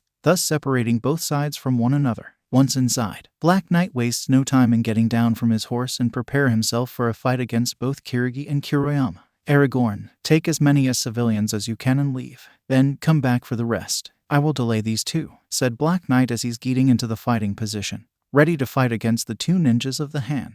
Once received the order, Aragorn turned around and showed Momo and the others his back, indicating that he wanted them to get on his back. Despite feeling a little uncertain towards the white-winged steed, Tsuyu eventually relented and decided that her siblings should leave first. So Momo has Butler Kento takes her siblings with him and his daughters on Aragorn's back first, much to the dismay of the butler and his daughters. But since their young miss commanded them to, they cannot do anything but to obey her. So they get on Aragorn's back with Kasumi's carrying Satsuki, and the butler is having Samudera sitting in front of him. With all 5 passengers on his back, Aragorn quickly flies into the air, heading toward into the sky and landed outside the fences of the Yaoyorozu's mansion. "Thanks for the save, big flying white horse," said Satsuki after Kasumi is putting her down on the ground. After received the gratitude from a little girl, Aragorn flies up into the air and heading back toward the mansion's entrance. But as soon as he reached the entrance, Aragorn discovered that he cannot land or even get inside of the mansion since the fists are now occupying the mansion's entrance by flooding the entire place with themselves. Inside the mansion, the two ninjas know that they have no choice but to fight their way out. Or do they have to? Obviously not. Summoning Jutsu, yelled Kirigi as he's slamming his right hand, which still has his own blood on it, to the ground. And suddenly, another one of the giant fists appeared, tearing the ceiling and the roof apart, causing a number of burning debris to fall down. That's our cue. Let's go, said Kirigi, and he immediately throws a smoke bomb down to the ground with his left hand, disappearing into the black smoke with his partner. Roar. After let out a big roar, the giant zombie ninja then raises his katana into the air and ready to strike it down on the mansion. But before he could do that, Black Knight once again charges up the Ebony Blade and throw another crescent-shaped orange energy blade to his right foot, slicing his right foot from his leg. With his right foot is now disconnected from the leg, the giant fist falls down on his back, crashing into the burning walls and roof in the process. As the giant fist is down at the moment, Black Knight turned around to face the remaining fists that are entering the mansion. Despite knowing that there are too many of them, he has to fight them to make sure those 4 teenage girls, the young boy, the little girl, the butler, and those 2 blonde maids will make it out alive. He immediately runs toward them and begins to slash at all incoming zombie ninjas as fast as possible to prevent them from reaching the people who he is protecting. But through sheer number, they overwhelmed him in the end. Slowly but surely, some of them managed to inflict some wounds on Black Knight's body by either slashing or stabbing on some parts of his body like on his arms, his legs, and his shoulders. One of them managed to slash at his face, making his left cheek bleeding. Now, he has plenty of wounds on his body. His cape is completely ragged and some parts of his armor are shattered. Despite his circumstance, he determines to continue to save them. I have to save them, no matter what, thought Izuku as he's gripping the sword in his hand tightly with the fierce determination to save everyone in this mansion from being killed by the zombie ninjas. And with that determination, he charges up the Ebony Blade one more time as fists are approaching him. Once fully charged, he unleashes a massive crescent-shaped orange energy blade out from the Ebony Blade, sending it right into all the approaching zombie ninjas, killing so many of them in one swing, destroying the entrance and parts of the pathway that lead to the mansion's gate in the process. The small number of the surviving fists see this and explode into white smokes, returning to wherever they've been summoned from along with the giant fist that lost one of his feet. Once the mansion is cleared of zombie ninjas, Aragorn can finally land it at the entrance and everyone can feel relief. However, they are completely forgetting about the fact that their mansion is now on fire and is falling apart. As Black Knight is turning around, he sees some burning pieces of the ceiling as falling on them rapidly and immediately alert them of the incoming danger while putting the Ebony Blade back into its scabbard. Everyone, move. The ceiling is collapsing, said Black Knight, and with that, everyone begins to run toward to the now destroyed entrance that is now widely open to get to Aragorn before the ceiling will collapse on them. However, it is too late for them. When they heard an explosion and look up, they see a large piece of burning debris is falling down toward Momo, Setsuna, Habuko, and Tsuyu. On instinct, Black Knight immediately rushes toward all 4 of them and uses himself to push all 4 of them backward while spreading his arms out to make sure that he managed to save all of them in one round. And that resulted in all 4 girls to fly backward a little and fall on their own back from the force he pushed upon all 4 of them. By the time he raises his head up to check on them is when he realized he did something completely unacceptable. His chest, his arms, and his hands are pressing and touching their breasts. To make the matter worse, they all can feel their chests are being pressed against and being touched as well. Upon realizing that he has committed such perverted acts, he immediately gets up, draw the Ebony Blade out from the scabbard and hand it for one of them to take. If you 4 wanted to, you can end my life for what I just did, said Black Knight as he's hung his head down. It's okay, Ribbit, said Tsuyu as her cheeks are becoming redder and redder. You didn't mean it, said Momo as her cheeks are being as red as tomato. Habuko and Setsuna are also having their cheeks becoming red as well after experiencing such a thing. After the girls reassured him that they do not mind, Black Knight puts his sword back into its scabbard and lead the rest of them out of mansion, doing his best to avoid the falling burning pieces and the spreading fire. Once outside, they all thanked him for saving their lives. Thank you for saving us, Mr. said Setsuna, and that's when she realized that he has yet to introduce himself to them. I'm Black Knight. As for what happened to the mansion, I apologized for not arriving to stop them sooner, said Black Knight. It's okay. This is not the only residence my family have, said Momo while waving her right hand in front of her face, clearly indicating that she really means it. So are any of you going to, said Black Knight, but the frog girl interrupted him before he could finish what he is saying. Since you saved our lives and the lives of my siblings, I'll just let it go, said Tsuyu, and with that, Black Knight smiles. After that, he gets on Aragorn's back and fly away into the city to look for Lady Nagant and the hero killers. As for Momo and the others, she called her parents and informed them about what happened so that they move into another one of the lands they owned in the city, while the others began to look around for the other maids and the other servants like the chefs and the gardeners managed to escape from the fire. And while the mission to defeat the Hand ended in failure, Black Knight has unknowingly received the compensation for this failure as well. The 4 teenage girls that he just saved have developed the crushes on him after he saved them and accidentally touching the very personal parts of their bodies while he was at it. Sometime later, inside the bar with No Name and Kamino. So our first cooperation ended in failure, asked Tamura as she's staring at Izuku, who is now no longer in his Black Knight's attire, and Lady Nagant, who are standing before him in Kurogiri. We've done our best, Shigaraki, said Lady Nagant, and then Izuku takes a few steps forward. You wanted to blame someone. Then, blame me. If I decided to just kill those 2 as soon as I entered the mansion instead of focusing on saving the civilians, we may have defeated them already, said Izuku as he's looking down to the floor with regret. No need to blame yourself, boy, said All For One. But Sensei, isn't it his fault that the Hand managed to escape? If he prioritized the mission instead of saving the lives of those pathetic civilians, victory was most likely going to be ours, said Tamura. I merely said that it is for your best interests, Tamura. I never said that the Hand will have to be defeated now, said All For One. Then why do you wanted us to engage them in combat? In the first place, Sensei, asked Black Knight, to defeat your enemy, you must know them. Not simply their battle tactics, but their history, philosophy, art. So the more we clashed with the Hand, the more we will know about them. And of course, this can be applied vice versa as well, said All For One. So in the end, one side will emerge victorious in this conflict eventually, said Lady Nagant. Exactly. When both sides gain the fullest knowledge of one another, it is only a matter of time before the final battle will begin, said All For One. Meanwhile, inside the Ebony Blade's pocket dimension. Anything? Asked Percival as he's approaching Eobar, who is standing near another one of their descendants named Sir Henry, who was the Black Knight during the Elizabethan era of England. Like his ancestors, he is an Englishman in black shirt, black cape, black pants with scarlet belt, black boots and black turban on his head. There has been no movement ever since his latest attempt, said Eobar as he and Sir Henry are looking at the large cage that barred the Dragon of the Moon inside the cave. Suddenly, a pair of glowing demonic red eyes opened in the middle of the darkness of the cave. Then, a big ferocious roar followed. More. Behind the cage, the Dragon of the Moon raises his front legs into the air and slams them into the walls on both his left and his right. After that, the energies from glowing demonic red eyes begin to spiral out from his eyes and swirling around his front legs, arms like vines to empower his arms. Once empowered, his entire body soon begin to glow with bloody red energy, with some darkly aura coming out from the energy itself. Suddenly, the glowing pale red mystical formation is formed around the cave, blocking all outsiders from entering. Is he trying to use that trick again? Asked Percival. Most likely, said Eobar. Then until that moment arrived, there is nothing we can do, said Henry. So we all have to be ready all the times. As soon as he broke free, we all must give it all we got to imprison him again, said Percival as he's narrowing his eyes while glaring intently at a pair of glowing demonic red eyes before him from the other side of the formation.